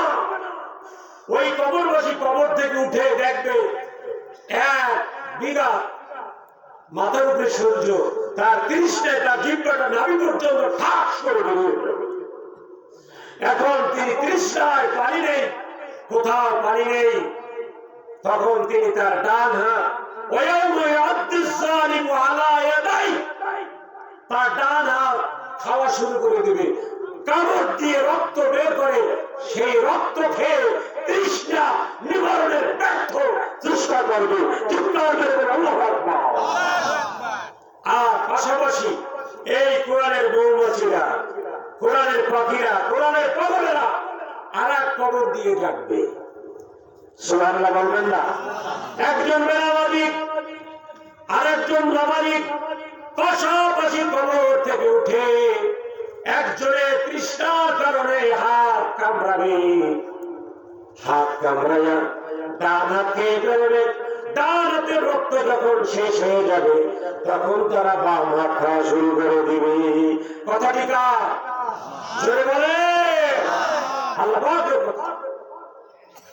আর যখন নামাজি কবর থেকে উঠবে আল্লাহ পাক বলেন এই নামাজিকে নেওয়ার জন্য আল্লাহ পাক একটি বুরাক পাঠিয়ে দিবে। সুবহানাল্লাহ। আল্লাহ পাক বলেন এই বুরাক এসে নামাজিকে বলবে, ও আল্লাহর নামাজি বান্দা আমার পিঠে আরোহণ করো, আমি তোমাকে দ্রুত বেগে কিয়ামতের ময়দানে যেখানে নবীরা দাঁড়ানো ওই কাতারের পিছনে তোমাকে দাঁড় করাইয়া দিব। আল্লাহ পাক সূরা ওয়াকিয়া বলেন, সূরা ওয়াকিয়া বলেন এই দৃশ্য নামাজি বুরাকে যাবে। এখন যারা মাহফিল থেকে চলে গেল বা রাস্তায় ঘোরাঘুরি করে এই দৃশ্য তারা ওদিনকার চোখে দেখতে পাবে। নামাজি বনাম বেনামাজি সমাজে আছে না নাই? সমাজের এই দেশের সমাজে এমন একটি হাল হয়েছে নামাজির থেকে বেনামাজির কদর বেশি। কথা বলেন ঠিক না? নামাজি হলে তার দাম নাই, সত্য কথার ভাত নাই, আছে না নাই? আল্লাহ পাক বলেন এই নামাজি কিয়ামতের ময়দানে চলে যাবে, সব হাসরবাসীরা এক জায়গায় দাঁড়াবে। আল্লাহ পাক বলবে ও ফেরেশতারা নামাজি আর বেনামাজি আলাদা করে দাও, হিজবুল্লাহ আর হিজবুশ শয়তান আলাদা করে দাও। ভাইরা আমার, আল্লাহ পাক বলেন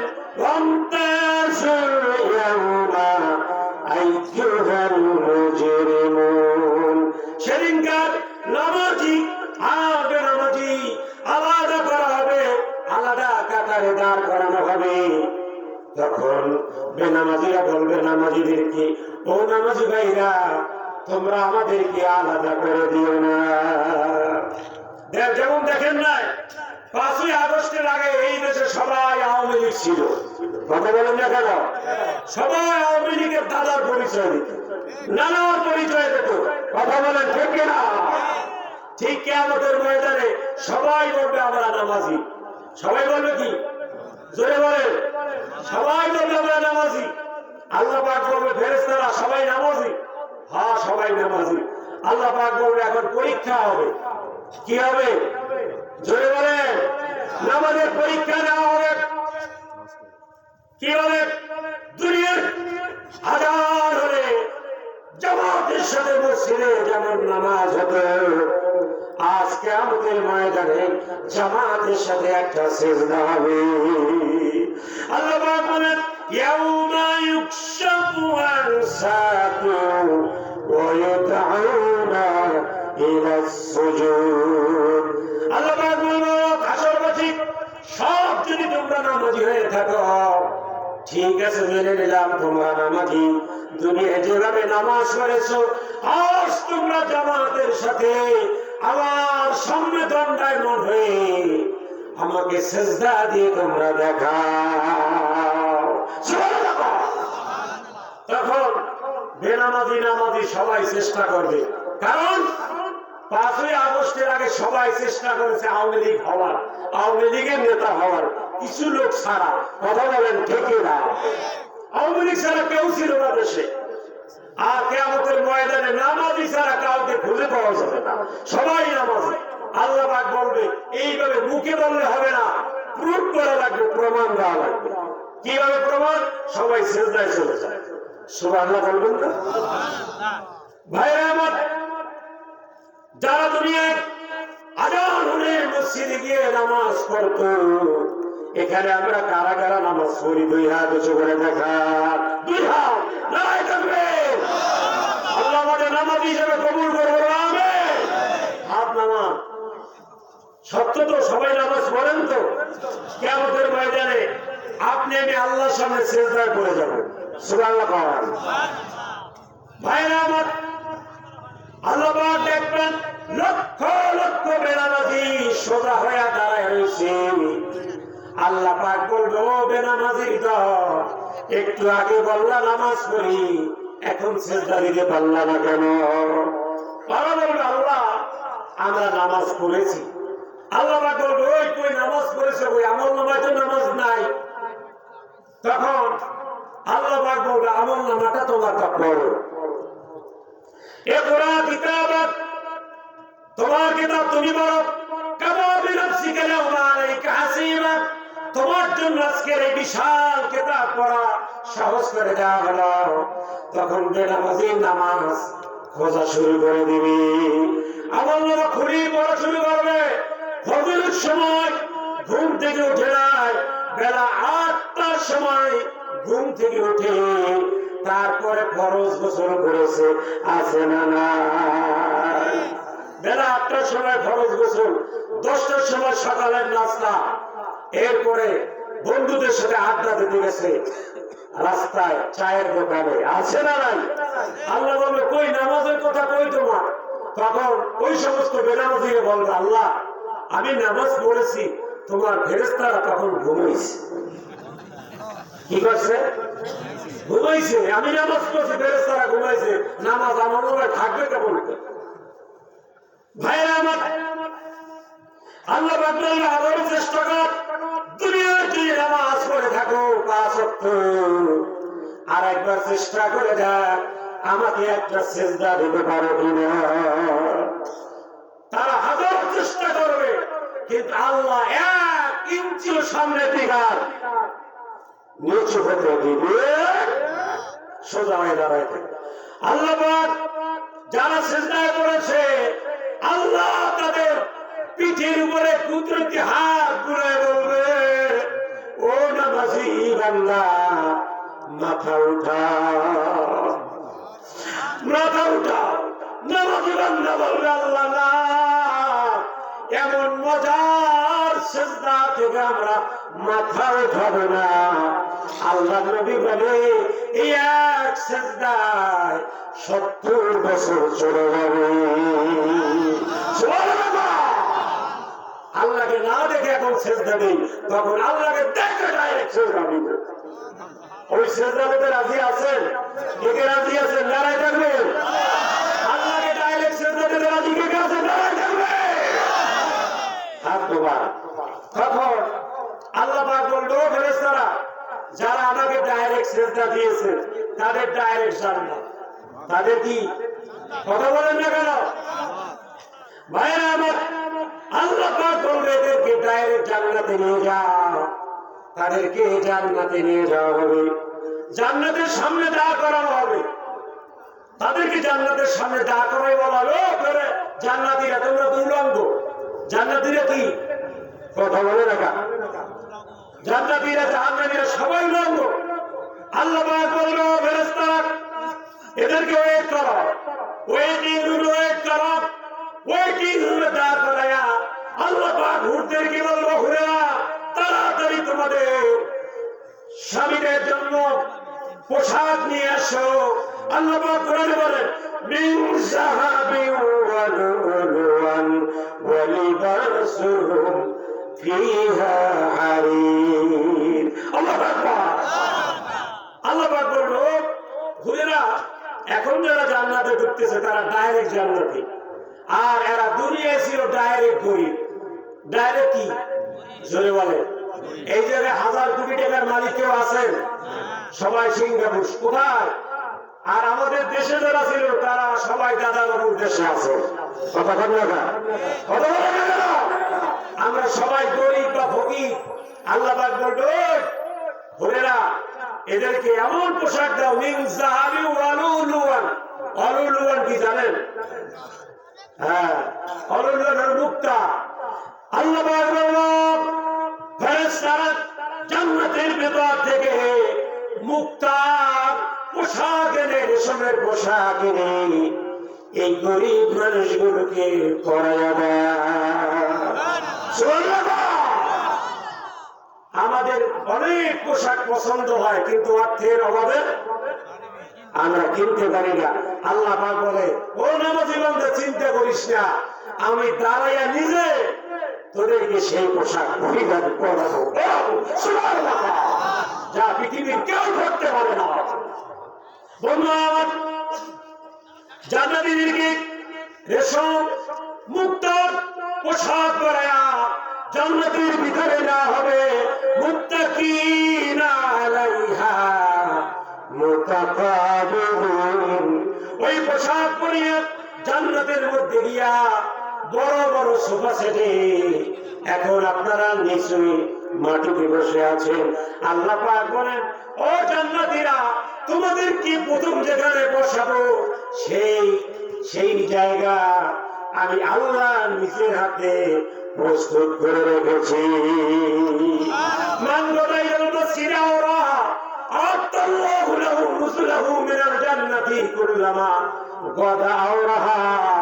যারা পাঁচ ওয়াক্ত নামাজ পড়ে, আল্লাহর নবী বলে আল্লাহ রাব্বুল আলামিন তাদের রুমের মধ্যে গিয়া জান্নাতে নিজের হাতে 5 বেলার খাবার তৈরি করে দেবে। সুবহানাল্লাহ। এর থেকে দামি সম্মান কি চাও? আল্লাহ নিজের হাতে আপনার আমার খাবার জান্নাতে প্রস্তুত করে রেখেছে। সুবহানাল্লাহ। বন্ধুগণ আমার, এই নামাজের দরকার আছে না নাই? আর আছে না নাই?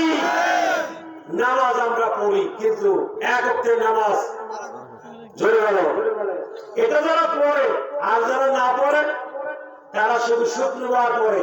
শুক্রবার সামনের কাতারে গিয়ে কি বাহাদুরি, বিদেশি সেল লাগিয়ে যায় নামাজ একটা নিয়ে পয়সা গরমে সামনের কাতারে গিয়া জায়গা দখল করে বসে আছে না না? এই নামাজ দিয়ে কি হবে বন্ধুরা আমার? আর জাহান্নামীদের ওয়াসিকাল্লাযীনা কাফারু ইলা জাহান্নাম যুমারা। আমার পূর্বের বক্তা এই আয়াতটি বলেছিল জাহান্নামীদেরকে দলে দলে তাড়াই আনা হবে। আলাহুম মাকামিউ মিন হাদীদ। তাদের যিনি রাখাল থাকবেন, যে ফেরেশতা দাবড়াই আনবেন, তার হাতে রাখবেন লোহার রড। কিসে? হাদীদ তৈরি লোহা। ভাইরা আমার, জাহান্নামের সামনে জাহান্নামীরা যখন যাবে তখন তারা গরুর মতো উল্টা দিকে দৌড়াবে। আর জাহান্নামের ফেরেশতারা মালায়েকাতুল উজুহাহুম চার উপরে লোহার বাড়ি কুল্লু বানান। এই লোহার রড দিয়া, লোহার হাতুড়ি দিয়া এই হাঁটুর উপরে আর ঘাড়ের উপরে আর মুখের উপরে 3 জায়গায় আঘাত করবে। সব মানুষগুলোকে ওখানে নিয়ে যাবে জাহান্নামের ঘেটে। জাহান্নামের ঘেটে গিয়ে ঘাট ধরে ধরে ঢুকাইয়া দেওয়া হবে। বন্ধুরা, ঢুকাবার আগে তাদেরকে পোশাক দেওয়া হবে। আল্লাহ পাক বলবে জাহান্নামীরা দুনিয়ায় হারাম টাকা দিয়ে বেশি দামে পোশাক করতে, হারাম টাকা দিয়ে 10,000 টাকা 15,000 টাকার পারফিউম লাগাইতে শরীরে, আজকে তোমার শরীরের 12টা বাজায় দেওয়া হবে। আল্লাহ পাক বলেন সারাবিলুহুম মিন কাতিরানিন ওয়া তাকশা উজুহাহুম নার। বাইরে জাহান্নামীদের জন্য পোশাক আনা হবে মিন কাতিরান, আলকাতরার পোশাক। কিসের? জোরে বলেন। আলকাতরা, তাও আবার ফুটন্ত আলকাতরা দিয়ে, আগুনের ফুটন্ত আলকাতরা দিয়ে জাহান্নামীদের পোশাক পরায় দেওয়া হবে। আল্লাহ পাক বলেন জাহান্নামীদের মুখের মাংস খসায় নেওয়া হবে মিন সারাবিলহুম কাতিরানিন ওয়া তাকশা উজুহাহুম এই মুখের মাংস সরাইয়া উঁচু ভাবুন না, জাহান্নামের আগুন দিয়া মুখ বানাইয়া দেওয়া হবে। এই মুখমণ্ডলের মাংস আল্লাহ বলে আমার মাটি আমি নিয়ে গেলাম, তোর মুখটা আমি আগুন দিয়ে বানাই দিলাম। নাউজুবিল্লাহ বলে, নাউজুবিল্লাহ বলে। ভাইরা আমার, আমাদের যে নামাজ আমরা পড়ি, যে নামাজ দিয়ে আমরা জান্নাতে যাব, এই নামাজ সুন্দর করার দরকার আছে না নাই? জোরে বলে আছে না নাই? নামাজ যে মসজিদে যায়, গ্রামের মসজিদে ওয়াক্তের নামাজে এক কাতার আধা কাতার, ঠিক না? ওয়াজ তো সবাই শোনেন, ওয়াজ শোনার পরে বলেন খুব চমৎকার ওয়াজ, ফজরের নামাজ নাই, আছে না নাই? কে বলেছে চমৎকার ওয়াজ? যদি ওয়াজ চমৎকার হয়, হতে হলে আগে আপনার নামাজ চমৎকার হতে হবে, ঠিক না? যদি মনে করে আপনি ফজর পড়তে পেরেছেন, ফজরের পর জোহর পড়েছেন, আসর পড়েছেন, মাগরিব পড়েছেন, এশা পড়েছেন, আপনি ধরে নেবেন আপনি জান্নাতের রাস্তায় আছেন। কথা বলেন ঠিক না?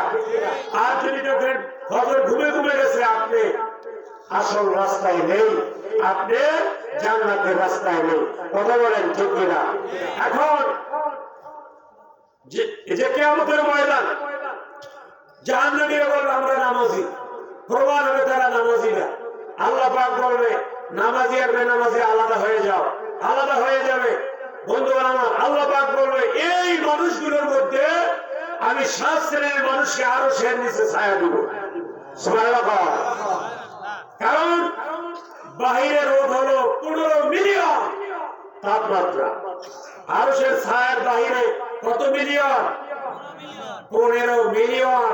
এটা যদি বৈজ্ঞানিক জ্ঞান না থাকে কেউ হিসাব করতে পারবেন না। আগুন থেকে প্রায় 15 লক্ষ গুণ বেশি গরম সূর্য। সুবহানাল্লাহ, সুবহানাল্লাহ। আরশের ছায়া হলো এসির বাতাস, সবাই ওখানে ঢোকার জন্য চেষ্টা করবে। আল্লাহ পাক বলবেন নো নো নো, চালাও, এখানে 7 শ্রেণী ছাড়া আর অন্য কাউকে অ্যালাউ করা হবে না। কয় শ্রেণী? জোরে বলেন। 1 নম্বরে ইমামুল আদিলুন, ন্যায় পরায়ণ বাদশা। ন্যায় পরায়ণ বাদশার দরকার আছে না নাই? আমাদের দেশে যারা আছে এরা কি ন্যায় পরায়ণ? যারা ছিল তারা কি ছিল? তারা ছিল চোর। কি ছিল? আগে তো মানুষের ডাল গম চুরি করতো, সে চুরি করছে ভোট। কি চুরি করছে? জোরে বলে, আরো জোরে। মিথ্যা না সত্য? আমি ভোট দিতে গিয়েছি, ভোট দিতে গিয়েছি আমার মাকে নিয়ে, আমার মাকে বোরকা পরায় ভোট দিতে দিয়েছি। তো যারা এজেন্ট আছে তারা বলেছে হুজুর আপনাদের ভোট দেওয়া হয়েছে। আমি বললাম ভাই এই এলাকায় তো আমি ভোট তো দূরের কথা, এর আগেও কখনো আসিনি, কেন্দ্র পাল্টায় গেছে। আমার সাথে মা আর আমি এই মাত্র এসেছি, ভোট কিভাবে দেওয়া হয়েছে? একজনে বলে হুজুর আপনার দাদার ভোট দেওয়া হয়ে গেছে। আমি বললাম ভাই আমার দাদা তো মারা গেছে। এখানে অসুবিধা নেই, মৃত্যু মানুষের ভোট দেওয়া হয়। এটা সত্য না মিথ্যা? জোরে বলেন সত্য না মিথ্যা? এটা হয়েছে দেশে। আল্লাহ পাক বলে ইমামুল আদিলুন, ন্যায় পরায়ণ শাসককে আল্লাহ পাক কিয়ামতের ময়দানে এক ঠাস আরশের ছায়ায় জায়গা করে দিবে। সুবহানাল্লাহ বলে। আশাবুন নাশাবি ইবাদাতিল্লাহ তাআলা। এরপরে এমন যুবক যার চরিত্রে কালিমা লাগে নাই, আছে না নাই? অনেকে মনে করে এটা কোনো দাম আছে নাকি চরিত্রে? চরিত্র এমন একটি মহা, চরিত্র ঠিক না থাকলে নামাজও ঠিক থাকবে না, রোজাও ঠিক থাকবে না, হজও ঠিক থাকবে না, কিচ্ছু ঠিক থাকবে না। কথা বলেন ঠিক না? আল্লাহ পাক বলে যাদের চরিত্র বিউটিফুল, বিউটিফাই, আমি আল্লাহ তাদেরকে আরো সে কিছু জায়গা দিব। সুবহানাল্লাহ বলবেন না? অনেকে নামাজ পড়ে কল দেয়, হ্যালো বেআইন কোথায়? আসি একটু পার্কে। বেআইন একটু সময় দেওয়া যায়, একটু কবি টবি খাইতাম, আছে না নাই? নামাজ পড়ে বেআইন ভাবি খাদ্য মন্ত্র তার তো আছে না নাই? কি বলছে আপনি ইমানদার ভাই আমার? এই সমস্ত কাজ যদি বাদ না দেওয়া যায় আরো সে নিচে জায়গা হবে। চরিত্র সুন্দর করতে হবে। বন্ধুরা, হযরত ওমর রাদিয়াল্লাহু তাআলা কেমন বাদশা ছিলেন অল্পের মধ্যে শেষ করে দিল। ইমামুল আদিল ন্যায়পরায়ণ বাদশা, তিনি ঘুমাতে পারেন না, ঠিক কিনা? আমাদের দেশের একজন চেয়ারম্যান কোনভাবে চেয়ারম্যান পাস করতে পারলে 5 বছরে তার কোনো চিন্তা নেই। কেউ কথা বল না কেন? আর হযরত ওমর রাদিয়াল্লাহু তাআলা ওয়াক্তজাহানের বাদশা, তিনি ঘুমান না রাতে, রাত জেগে তিনি রাষ্ট্রের লোকজনের কি অবস্থা ইনস্পেকশন করার জন্য তিনি ঘর থেকে রাত্রে বের হয়ে মদিনার অদূরে চলে গেলেন। গিয়ে দেখে একটা কুঠুরিতে, একটা তাঁবুতে টিপ টিপ করে বাতি জ্বলছে। উনি ওখানে দাঁড়ায় গেল। ন্যায়পরায়ণ শাসক কেমন হবে 10 মিনিটে বুঝাবো ইনশাআল্লাহ। এরপরে মোনাজাত করে দিব। যারা আশেপাশে আছেন চলে আসুন। এই ন্যায়পরায়ণ বাদশা পেতে হলে জনগণের ন্যায়পরায়ণ হওয়ার দরকার আছে না? একদিন এক লোক তৃষ্ণা লেগেছে, বাগানে ঢুকেছে। বাগানের মালিককে বলে, ভাই আমাকে একটু শরবত খাওয়ানো যায়? উনি শরবত বানায় দিল। শরবতটা খুব টক হইল। উনি ছিল ইমাম আবু হানিফা রাহমাতুল্লাহি আলাইহি। শরবত খেয়ে বলে, তোমার বাগানের ফল রস এত টক কেন? বলে, হুজুর বলতে পারি না। ইমাম আবু হানিফা রাহমাতুল্লাহি বলে, এই তোমার এলাকার শাসককে? উনি নাম বলল হযরত ইমাম আবু হানিফা রাহমাতুল্লাহি আলাইহি বলে, শোনো, যদি কোন দেশের শাসক খারাপ হয়ে যায়, শাসক যদি ঈমান হারা হয়, শাসক যদি বেদীন হয়, দিনদার না হয়, তখন আল্লাহ দেন নিয়ামতগুলো টক হয়ে যায়। কথা বলেন ঠিক না? সুতরাং আমাদেরও জাগ্রত থাকতে হবে। শাসক আল্লাহ আসমান থেকে ন্যায়পরায়ণ শাসক পাঠিয়ে দেবে না। শাসক, ন্যায়পরায়ণ শাসক আমাদের বাছাই করতে হবে। কথা বলেন ঠিক না? আমাদের বাছাই করতে হবে। বন্ধুরা আমার, হযরত ওমর রাদিয়াল্লাহু তাআলা অর্ধজাহানের খলিফা মানে বাদশা, তিনি ইনস্পেকশন করার জন্য মদিনার কিছুটা বাহিরে গেল। তিনি দেখতে পেল একটা তাঁবুতে বাতি জ্বলে। তিনি সেখানে গেল। গিয়ে দেখে তাঁবুর সামনে এক বেদুইন সাহাবী জীর্ণ শীর্ণ ভাবে ক্লান্তি বিষণ্ণতা নিয়ে বসা। হযরত ওমর রাদিয়াল্লাহু তাআলা জিজ্ঞেস করে, ভাই এত গভীর রাত্রে আপনারা এখানে কেন? তাঁবুর ভিতরে কান্নাকাটি কার? ওই বেদুইন সাহাবী ওমর রাদিয়াল্লাহু তাআলাকে না চিনে একটা ধমক দিল, দৌড়বে আপনার কাছে, আপনি যান। বন্ধুগণ আমার, ওমর রাদিয়াল্লাহু তাআলা নাছরবান্দা হাল ছাড়লো না। তিনি বলল, ভাই আমার তো মনে হচ্ছে কোন অসুস্থ ব্যক্তি, কোন অসুস্থ মহিলা তাঁবুর মধ্যে আছে। নিরুপায় হয়ে লোক বলল, হ্যাঁ আমার স্ত্রীর সন্তান হবে, সেই যন্ত্রণায় তিনি কাতরাচ্ছে। ওমর রাদিয়াল্লাহু তাআলা দেরি করলো না, বাড়িতে চলে আসলো। বাসায় এসে স্ত্রীকে বলল, বিবি ঘুম থেকে ওঠো, তোমার জন্য বিশাল এক নিয়ামতের কাজ এসেছে। বিবি ঘুম থেকে ওঠো। নিজের স্ত্রীকে ঘুম থেকে উঠালো। ঘুম থেকে উঠা এক বস্তা খাবার নিজের কাঁধে নিয়ে ওই তাঁবুতে চলে গেল। সুবহানাল্লাহ। তাঁবুতে গিয়ে স্ত্রীকে ভিতরে ঢুকাইয়া দিল। মহিলা যেহেতু ভিতরে গেল, কিছুক্ষণ পর ওই মহিলা পুত্র সন্তান ডেলিভারি করল। ওমর রাদিয়াল্লাহু তাআলার স্ত্রী বলল, হে আমিরুল মুমিনিন, আপনার ভাইকে একটি পুত্র সন্তানের সুসংবাদ দিন। এই কথা যখন বেদুইন শুনছে, হে আমিরুল মুমিনিন, তখন ওই বেদুইন সাহাবীর হাত পা কাঁপাকাঁপি শুরু হয়ে গেছে। জোরে বলুন সুবহানাল্লাহ। কারণ বেদুইন সাহাবী জানতো ওমর রাদিয়াল্লাহু তাআলার সামনে বেয়াদবি করার ক্ষমতা আসমানের নিচে জমিনের উপরে কারো। আমি তো করে ফেলেছি বেয়াদবি, না চিনি, ধমক দিছি। আপনার কি কাজ? আপনার কাজে আপনি যান। ওনার হাত পায়ে কাঁপ উঠে গেছে, থর থর করে কাঁপতেছে। বন্ধু আমার ওমর রাদিয়াল্লাহু তাআলা অভয় দিক নির্ভয় দিয়ে বলে, ভাই ভয় পাবার কিছু নাই, আমিও মানুষ আপনিও মানুষ। সুবহানাল্লাহ। আপনার বিপদে আমি আসতে পেরে খুশি হয়েছি। আমি অমর, আমাকে না চিনে আপনি একটা কথা বলেছেন, আমি কিছু মনে করি নাই, আপনাকে আমি ক্ষমা করে দিলাম। সুবহানাল্লাহ। ওমর রাদিয়াল্লাহু তাআলা ওই ভাইকে নিয়ে রুটি বানাইলো, ওখানে চুলা বানাইলো, রুটি বানাইলো, নিচে চুলে আগুন ধরাইলো এবং আগুন ধুয়াইলো। ওমর রাদিয়াল্লাহু তাআলা দাড়ির ভিতর থেকে, ঘন দাড়ির ভিতর থেকে সেই ধোঁয়া কেশ আটকে গেল। সুবহানাল্লাহ। রুটি তৈরি করে ওই বেদুইন সাহাবীকে খাওয়াইলো। এই ছিল বাদশাহ। এইরকম একজন বাদশাহ কিছুটা নমুনা আমাদের দেশে এক ব্যক্তির মধ্যে দেখা যাচ্ছে, ঠিক কিনা? তিনি ক্ষমতায় নেই, নাম বলবো না, নাম আপনারা বলবেন। সিলেট সুনামগঞ্জ পানিতে ডুবে গেল। মিডিয়ার মাধ্যমে আমরা দেখতে পেলাম সারা বাংলাদেশের সর্বপ্রথম সেই লিডার সেখানে হাঁটু পানি মারিয়ে, কোমর পানি মারিয়ে অসহায় মানুষের পাশে দাঁড়িয়েছে। কথা বলেন ঠিক কিনা? সেই ব্যক্তিকে জোরে বলুন, ডক্টর শফিকুর রহমান। আমি এখন জানতে চাই, হযরত ওমর রাদিয়াল্লাহু তাআলার মতো পৃথিবীতে আর কেউ আসবে না? আসবে?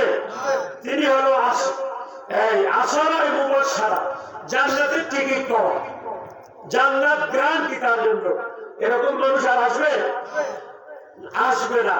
কিন্তু তার মডেল, তার অনুসরণ করে তার কাছাকাছি লেভেলের মানুষ আসতে আসতে, সেই হিসাবে আমাদের নেতা, আমাদের রহমান, আমাদের আইডল ডক্টর শফিকুর রহমান আমাদের জামাতকে এদেশের প্রধান হিসাবে ডেকে দেখতে চান। দুইটা কিছু হয়ে দেখা নয় থাকবে, নয় থাকবে। সংসদে যাবো, হাত নামাইছেন, হাতটা পড়ে গেছে, হাত জানা, দুই হাত জানা। আমাদের এই আঙ্গুলের ছাপ দিয়ে কোরআনের পক্ষে আমির জামাতকে এই এলাকায় যিনি প্রতিনিধি থাকবে আমির জামাতের পক্ষ থেকে তাকে সমর্থন করে আমরা আমির জামাতকে ক্ষমতায় পাঠাবো। আর একবার নারায়ে তাকবীরের ধ্বনি দেন, নারায়ে তাকবীর। আর কোরআনে আল্লাহ কবুল করে হাত নামান।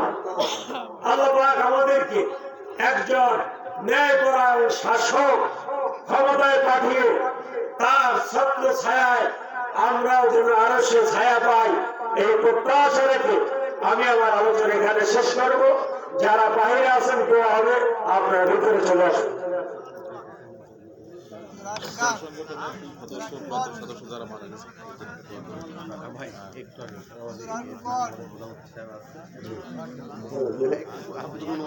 জি জি, আমাদের কিছুদিন আগে আমাদের সদস্য। আসসালামু আলাইকুম ওয়া রাহমাতুল্লাহ। মুতামিম আমাদের আজকের প্রধান বক্তা হযরত মাওলানা মোহাম্মদ খন্দকার গিয়াসউদ্দিন বেলালী সাহেব, উনি একটু সুযোগ দিয়েছেন। আমাদের আজকের অনুষ্ঠানের প্রধান অতিথি জনাব মোহাম্মদ আশরাফুল ইসলাম, সহকারী কমিশনার ভূমি বড়াইগ্রাম এবং পৌর প্রশাসক বনপাড়া পৌরসভা নাটোর। আমাদের যুব সংগঠন এবং এই বক্তব্য সম্পর্কে ওনাকে আমরা ব্রিফ করেছি যে এই গ্রামের দল মত নির্বিশেষে সকলের অনুদান, দান, চাঁদাতে এবং এলাকাবাসীর সহযোগিতায় এই প্রতিষ্ঠান চলে। এই প্রতিষ্ঠানের উদ্যোগে একটা মক্তব চালানো হয়। আমরা মক্তবের পরের দিন বা 2-1 দিনের মধ্যেই যাবতীয় হিসাব নিকাশ শেষে 1 বছরের মক্তব পরিচালনার জন্য যা প্রয়োজন সেই অর্থ বাদে যা থাকে সেটা আমরা মসজিদ এবং কবরস্থানে উন্নয়নের কাজে আমরা ব্যয় করে থাকি। এবং মাননীয় এসিলেন স্যার এখানে আছেন রাষ্ট্রীয় গুরুত্বপূর্ণ দায়িত্বে। আমরা অলরেডি আমাদের মেম্বার সাহেব উনি বিভিন্ন বিষয়ে অবগত করেছেন, তাতে আমাদের নগরামের বিভিন্ন বিষয় উন্নয়নের যে ক্ষেত্রে সুযোগগুলো আছে সেগুলো যেন হয়। এবং আমাদের কবরস্থানটা উঁচা নিচা হয়ে আছে এবং নদীর যে মাটিটা আছে সেটা আমরা একটা আবেদন দিব, অলরেডি স্যার বলেছেন আবেদন দেওয়ার জন্য ইউনুস স্যার বরাবর। তো এই বিষয়গুলা আমাদের সবার দাবি যেন এই ধর্মীয় প্রতিষ্ঠানগুলা একটু সুন্দরভাবে আমরা সাজাতে পারি। স্যার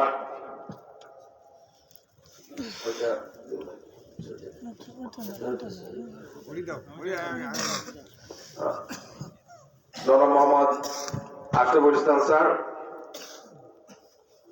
আসসালামু আলাইকুম ওয়া রাহমাতুল্লাহ। খায়র আলহামদুলিল্লাহ। দীর্ঘ রজনী পর্যন্ত হযরত উলামায়ে কেরামের পবিত্র জবান থেকে আমরা কোরআন ও হাদিসের আলোকে গুরুত্বপূর্ণ আলোচনা শুনলাম। আল্লাহ ও আল্লাহ রাসূলের কথা শোনা এবং বলা দুইটাই কি নেকি, তাই না?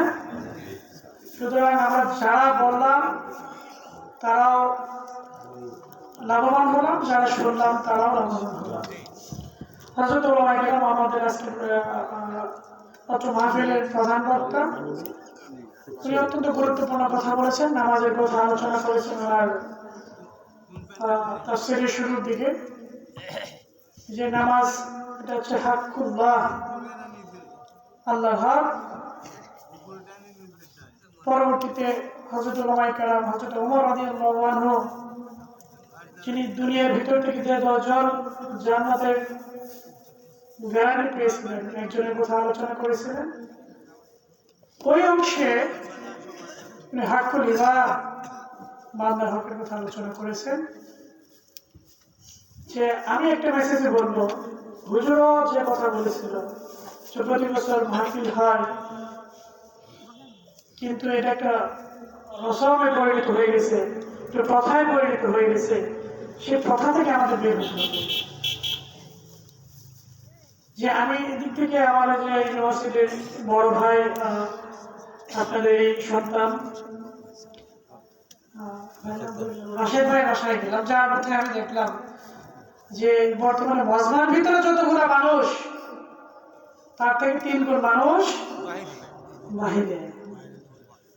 আজ থেকে 3-4 বছর আগেও আমরা যখন আমি সেই ছোট সময় থেকে মাহফিল শুনি, ইমাম সাহেবের সাথে যেতাম।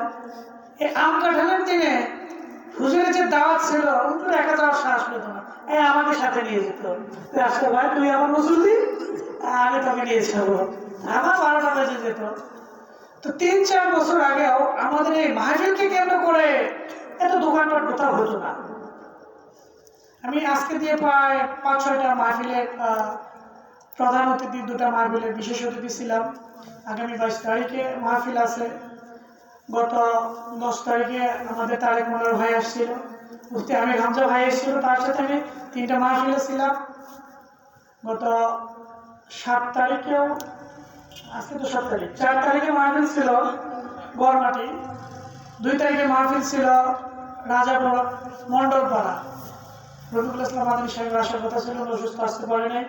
জানেন যে ওনাকে অত্যন্ত নির্যাতন করা হয়েছিল, বিগত সরকারের আমলে কারাগারে অত্যন্ত নির্যাতন করা হয়েছিল। আমরা সকল উলামায়ে কেরামের জন্য দোয়া করি, তাদেরকে আল্লাহ তাআলা সুস্বাস্থ্য দান করুন। আবার তারা সেই কোরআনের কথা নিয়ে আমাদের মাঝে আবার হাজির হোক। যেটা বলতেছিলাম যে 3-4 বছর আগেও যে এই মাহফিলকে কেন্দ্র করে এত বড় দোকানপাট, মেলা বা আয়োজন সৃষ্টি হতো না। কিন্তু আমি এই বছর আমি যেটা দেখলাম বিভিন্ন জায়গা থেকে যে মাহফিলকে কেন্দ্র করে যে ইহুদিন আসলামের মতো আমরা আশেপাশে মেলা বসে ফেলেছি। সবার আগে আমাদের এটা বন্ধ করতে হবে, এটা আগে আমাদের বন্ধ করতে হবে। হযরত উলামায়ে কেরাম আসছেন আল্লাহ আল্লাহ রাসূলের কথা প্রচার প্রচারণা করতে। যদিও হুজুর উলামায়ে কেরাম আমাদের তারা বয়ান করেছে, আমি আসলে তারপরে ওনাদের বয়ানের পরে আমাদের আর বয়ান চলে না, কিন্তু অতিথি করছেন, আপনারা সম্মান দিচ্ছেন, 2-4টা কথা বলতে হবে। কারণ হযরত পরিবহন করার, আলেমদের পায়ের জুতো পরিবহন করার মানে যোগ্যতা গায়ে আলেমদের নাই, সেটা আমি বিশ্বাস করি। আপনারা করেন কিনা আমি জানি না। বর্তমান আমাদের বাইতুল মুকাররমের যে খতিব মুফতি আব্দুল মালিক সাহেব দামাত বারাকাতুহু আলিয়া, ওনার খেদমত করার আমার সুযোগ হয়েছিল। তো ওনার পায়ের জুতা বহন করার জন্য আমরা 3 জন হাত লাগাইছি। হুজুর কি করবে, বিপদ। একজন পাইল জুতা, একজন পাইল মোজা, আমার কপালে পাইল হুজুরের হাতে একটা কিতাব ছিল, আমি পেলাম সেই কিতাব বহন করার সুযোগ। যখন 3 চিল্লা দেয়, আমার সাথে আমি একজন আলেমের সাথে ছিলাম দীর্ঘ 60 দিন। আমি ওনার কাতার ছিলাম, মানে লেখক। উনি আমাকে সাথে নিয়ে যেত। তো যাদেরকে দেখলে আল্লাহ আল্লাহ রাসূলের কথা মনে হয়, যাদেরকে দেখলে নামাজের কথা মনে হয়, তাদের সাথে সহবত রাখতে হবে নাকি? এখন তো বলেন ঠিক, সকালবেলা যখন বাস স্ট্যান্ডে যাবেন, আর এটা ঠিক থাকবে না, ভুলে যাবেন। সেজন্য বললাম যে তাসির কি হলো সেটা সকালবেলা বোঝা যাবে। হুজুর বলি অলরেডি কিন্তু বলে দিয়েছে যে আজকের এই মাহফিলের তাসির কি হবে সেটা ফজর থেকে বোঝা যাবে নাকি? যদি যেই নাও সেই কত হয়, তাহলে আমি মনে করি এই মাহফিল আপনারা বন্ধ করে দিবেন। আজকের এই সময় থেকে আগামী বছর আগ পর্যন্ত মাহফিল চলে করে যদি নতুন করে 10 জন মুসল্লি না বাড়ে, মাহফিলের দরকার আছে না। এটা আপনারা একটু মনে রাখবেন। এটা কি হলো হাক্কুল্লাহ। আর একটু হুজুর বলেছে হাক্কুল ইবাদ, কি বলেছে? বান্দার হক। আমি বলবো না, কারণ আমি সরকারি কর্মকর্তা। আপনার ভোট, আপনার বিবেক, যে যোগ্যতা সম্পন্ন ব্যক্তি তাকে দিবেন, ঠিক আছে? যে যোগ্যতা সম্পন্ন ব্যক্তি তাকে দিবেন। নির্বাচনের আগে 500 টাকার বিনিময়ে ভোটটা বিক্রি করবেন না। তাহলে বলবো সেই আইয়ুব খানের আমলে মৌলিক গণতন্ত্র, এই করে 40,000, ওই করে 40,000, মোট 80,000, সেটাই সঠিক ছিল নাকি? কারণ যারা 500 টাকার বিনিময়ে ভোট বিক্রি করে, ভোটটা হচ্ছে কি আমানত। ভোট কি আমানতের খেয়ানত করছেন বিদায় জালিম আল্লাহ তাআলার পক্ষ থেকে আপনাদের জন্য সাজা ছিল। জালিম সরকার আপনাদের উপরকে চাপিয়ে দেওয়া হয়েছিল। যখন আমানতকে আমানতদারির সাথে রক্ষা করবে, আল্লাহ তাআলা আপনাদেরকে, আল্লাহ তাআলার পক্ষ থেকে একজন হুজুর যেটা বলছিল, হযরত ওমর রাদিয়াল্লাহু আনহুর মতো ন্যায়পরায়ণ শাসক আপনাদের উপর আসবে। সবাই কি করতে হবে? আমাদের আমানতদারি শিখতে হবে, তারপরে প্রত্যাশা করতে হবে। ধানের চারা যেরকম লাগাবেন ফসল তো সেরকম আশা করবেন নাকি? কি বলেন? রসুন লাগাইছেন ইন্ডিয়ান, দেশি রসুন তো চাওয়া যাবে না। দেশি রসুনের দাম কম, দাম বেশি, আর ইন্ডিয়ান রসুনের দাম বেশি।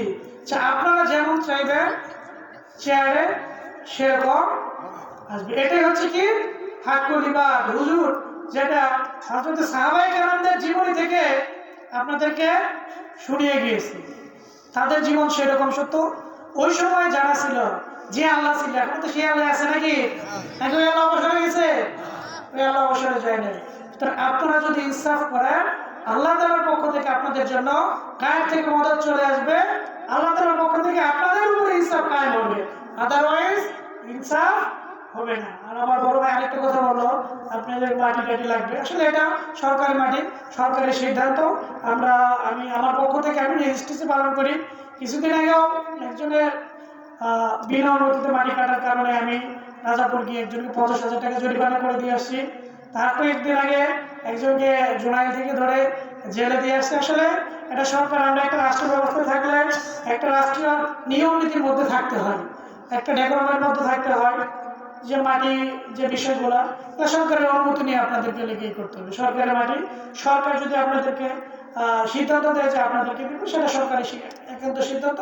আমি অ্যাসাইনমেন্টের কোনো ব্যক্তিগত সিদ্ধান্ত এখানে প্রযোজ্য নয়। সবার জন্য দোয়া এবং শুভকামনা আমাদের প্রধান অতিথি হুজুর সেই সফর করে নবাবগঞ্জ ঢাকা থেকে এসেছেন মুসাফির, ওনার কাছে আমরা দোয়া চাই, আমাদের জন্য দোয়া করবেন। আমরা তো অবুঝ, আপনারা ওলামায়ে কেরাম, যে আপনাদের দিকে আপনাদের চেহারাটা দেখাটাও ইবাদত, আমরা মনে করি এটা। এখন আপনারা জানি না আমাদেরকে কিভাবে দেখবেন, আমরা এটাই মানি যে হুজুরদের চেহারা, আলেমদের চেহারা দেখাটাও কি ইবাদত। আমি সবসময় একটা কথা বলি, যে একটা হাদিস আছে যে পঞ্চমটি হয়ে না, আগে চারটা বললাম, আমরা গত মাহফিলে বলেছিলাম, ওইটা প্রধান অতিথি ছিল জনাব আলী মুর্তজা সাহেব। আলেম হও, তালবি আলেম হও, আলেমকে মহব্বত করো, নয় আলেম বানাও, কিন্তু পঞ্চমটি হয়ে না, ধ্বংস হয়ে যাবে। যখন উলামায়ে কেরামদের উপরে 2013 সালের সেই শাপলা চত্বরে যখন বিনা অপরাধে গুলি এবং লাঠিচার্জ করা হয়, তখনই শুরু হয়ে গেছে। তখন আমরা ওই দিন ছিলাম, আমি আজিমপুরের মসজিদের তবলিগে গিয়েছিলাম 3 দিনের। সকালবেলা নামাজ পড়ে আমল শেষ করে একটু আরাম করে যখন উঠতেছি, হুজুরা দেখি যে ওই দিক থেকে আসতেছে, সে পলাশি থেকে আসতেছে। হুজুর জায়গাগুলো চিনবে, যেহেতু নবগঞ্জের খতিব, জায়গাগুলো চিনবে ওই দিক থেকে। 2013 সালে, কারণ আল্লাহ রাসূলের কথা কি মিথ্যা? তার কথা কি মিথ্যা? যদি মনে করি যে তার কথা মিথ্যা, তাহলে ঈমান থাকবে? সেজন্য উলামায়ে কেরামদের সাথে আচরণ কেমন হতে হবে, এটা একটা শিক্ষা আপনাদের জন্য। উলামায়ে কেরামদের সাথে আচরণ হতে হবে। আগেকার যুগের শাসকরা উলামায়ে কেরামদের সাথে বেশি ভয় পাইত। এই জন্য কোন এক শাসক সকল আমাদেরকে দাওয়াত করে নিয়ে হারাম হয়ে গেছিল, কারণ এখন আর যে তাদের পেটে যেহেতু হারাম চলে গেছে, এখন আর তারা দোয়া করলে কবুল হবে না দোয়া। আর আমাদের উলামায়ে কেরামদের আমরা ভয় পাই না, বরঞ্চ তাদের সাথে যাতা ব্যবহার করি বিভিন্ন সময়। তো আমি লম্বা সময় কথা বললাম, আপনাদের কাছে ক্ষমা প্রার্থী, ছোট মানুষ, আপনাদের ছোট ভাই, সরকারি কর্মকর্তা, একটা দায়িত্ব নিয়ে আসি, সব কথা বলতে পারি না। দিলের খবর যে তৈরি করছে সেই জানে, দিলের মালিক যে সেই জানে, ঠিক আছে? যা আপনাদের কাছে দোয়া চাই, হুজুরের কাছে দোয়া চাই যে আমাদেরকে আল্লাহ তাআলা এই চেয়ারে বসিয়েছে, আমরা যেন ইনসাফের সাথে আমাদের উপর অর্পিত দায়িত্ব পালন করতে পারি। আসসালামু আলাইকুম ওয়া রাহমাতুল্লাহ।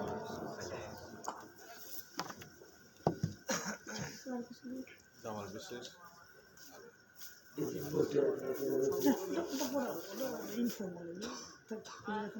আমরা দুরূদ ইব্রাহিম করি। আল্লাহুম্মা সাল্লি আলা মুহাম্মাদ ওয়া আলা আলি মুহাম্মাদ কামা সাল্লাইতা আলা ইব্রাহিম ওয়া আলা আলি ইব্রাহিম ইন্নাকা হামিদুম মাজিদ। আল্লাহুম্মা বারিক আলা মুহাম্মাদ ওয়া আলা আলি মুহাম্মাদ কামা বারাকতা আলা ইব্রাহিম ওয়া আলা আলি ইব্রাহিম ইন্নাকা হামিদুম মাজিদ। আল্লাহুম্মা আমিন। ربنا ظلمنا أنفسنا وإن لم تغفر لنا وترحمنا لنكونن من الخاسرين.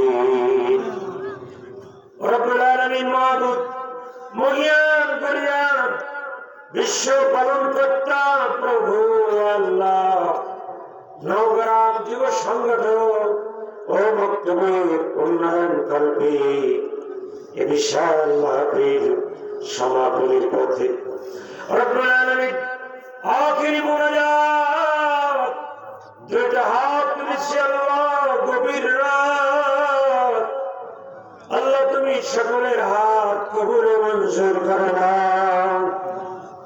রব্বুল আলামিন এ মাহফিল কবুল করে নাও। রব্বুল আলামিন গভীর রাত, কারো হাত খালি ফিরে জীবনে আমাদের যার যে গুনাহ আছে, গুনাহে কবিরা, গুনাহে সগীরা, শিরক বিদআত, জাহেলি বাতিনি যত গুনাহ আছে, এ গভীর রাতে মাফ চাই, আল্লাহ মাফ করে দাও। ইয়া আল্লাহ, এ মাহফিলে যত সওয়াব হয়েছে, যত নেকি হয়েছে, কোটি গুণে গুণে বর্ধিত করে আল্লাহ হাদিয়া স্বরূপ তোমার নবীর রওজায় পৌঁছায় দাও। রব্বুল আলামিন तमाम साहब अजमाइन, खुलफा राशिदीन, सिद्दीकीन, बुजुर्गान दीन, ইয়া আল্লাহ আলিম উলামা পীর মাশায়েখ বুজুর্গানে দিন ইয়া আল্লাহ মুজাহিদ শহীদ দ্বীনের জন্য যারা লড়াই করে রক্ত মাখা শরীরে ঘুমিয়ে আছে আল্লাহ সকলের পাক আরোহে ইয়ার সব পৌঁছে দাও রব্বুল আলামিন।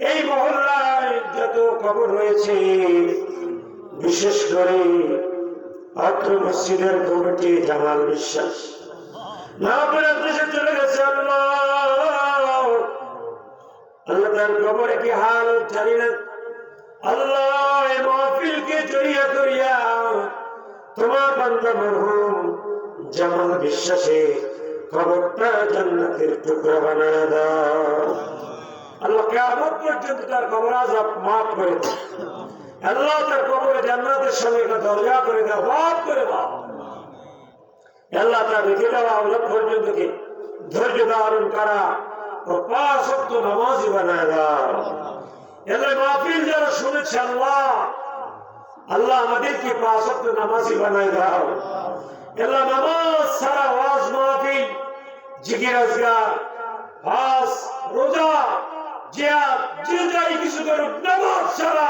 মিথ্যা সব দুরিশাত হয়ে যাবে আল্লাহ সেই নামাজ আমাদেরকে 5 ওয়াক্ত জামাতের সাথে পড়ার তৌফিক দিন আল্লাহ নামাজের মহব্বত নামাজের বুঝ আমাদের দিলে পয়দা করে দাও ইয়া আল্লাহ প্রত্যেকটা মসজিদে নামাজীর সংখ্যা কম মসজিদ সুন্দর নামাজি নাই আল্লাহ মসজিদের খরাক নেই প্রত্যেকটা মহল্লায় নামাজি বাড়ায় দাও আল্লাহ তাফসীর মাহফিলে আমি হাইলাইট করেছি নামাজকে আল্লাহ আমাদের সবাইকে নামাজি বানায় দাও ইয়া আল্লাহ এই মাহফিলে যারা টাকা পয়সা দিন শ্রম দিন বুদ্ধি দিন পরামর্শ দিয়ে সময় দিয়ে এই মাহফিলকে সার্থক করলো আল্লাহ কিয়ামতের ময়দানে সবাইকে নাজাতের ওসিলা করে দাও এই মাহফিল সকলের জন্য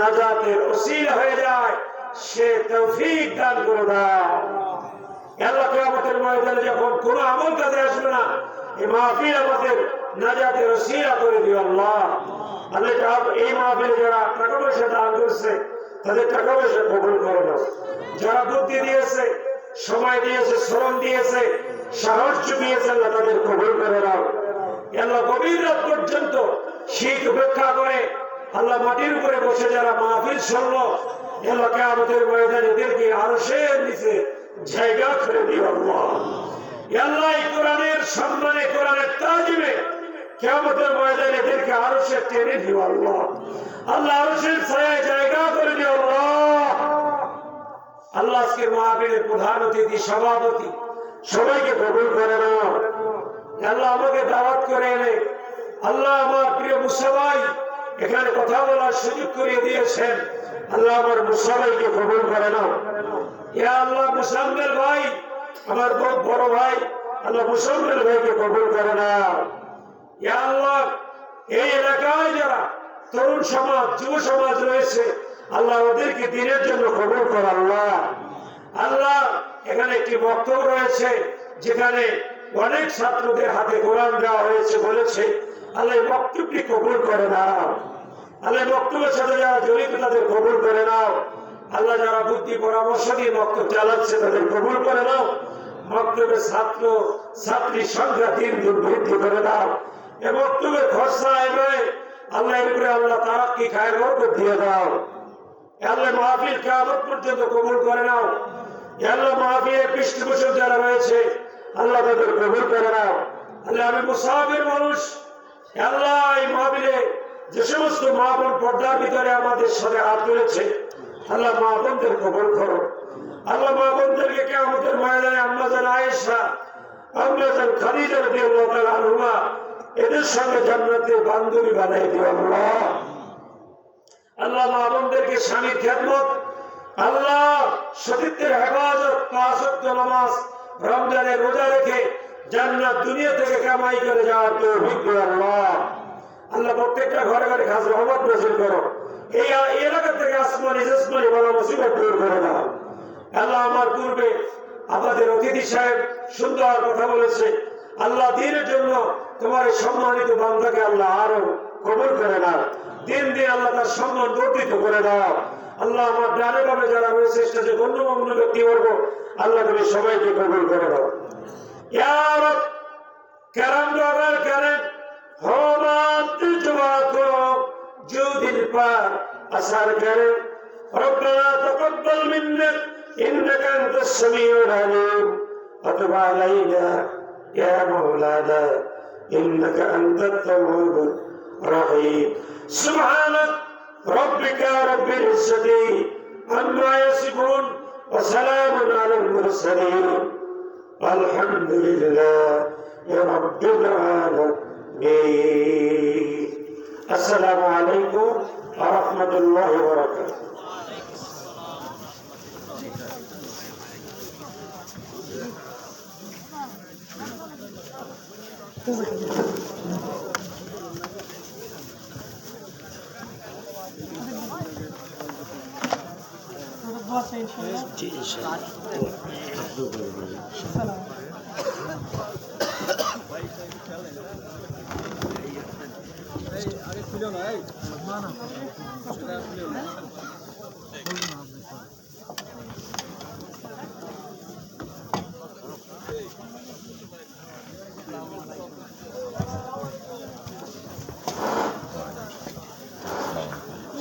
হ্যালো, আমাদের মাহফিলের সমাপ্ত ঘোষণা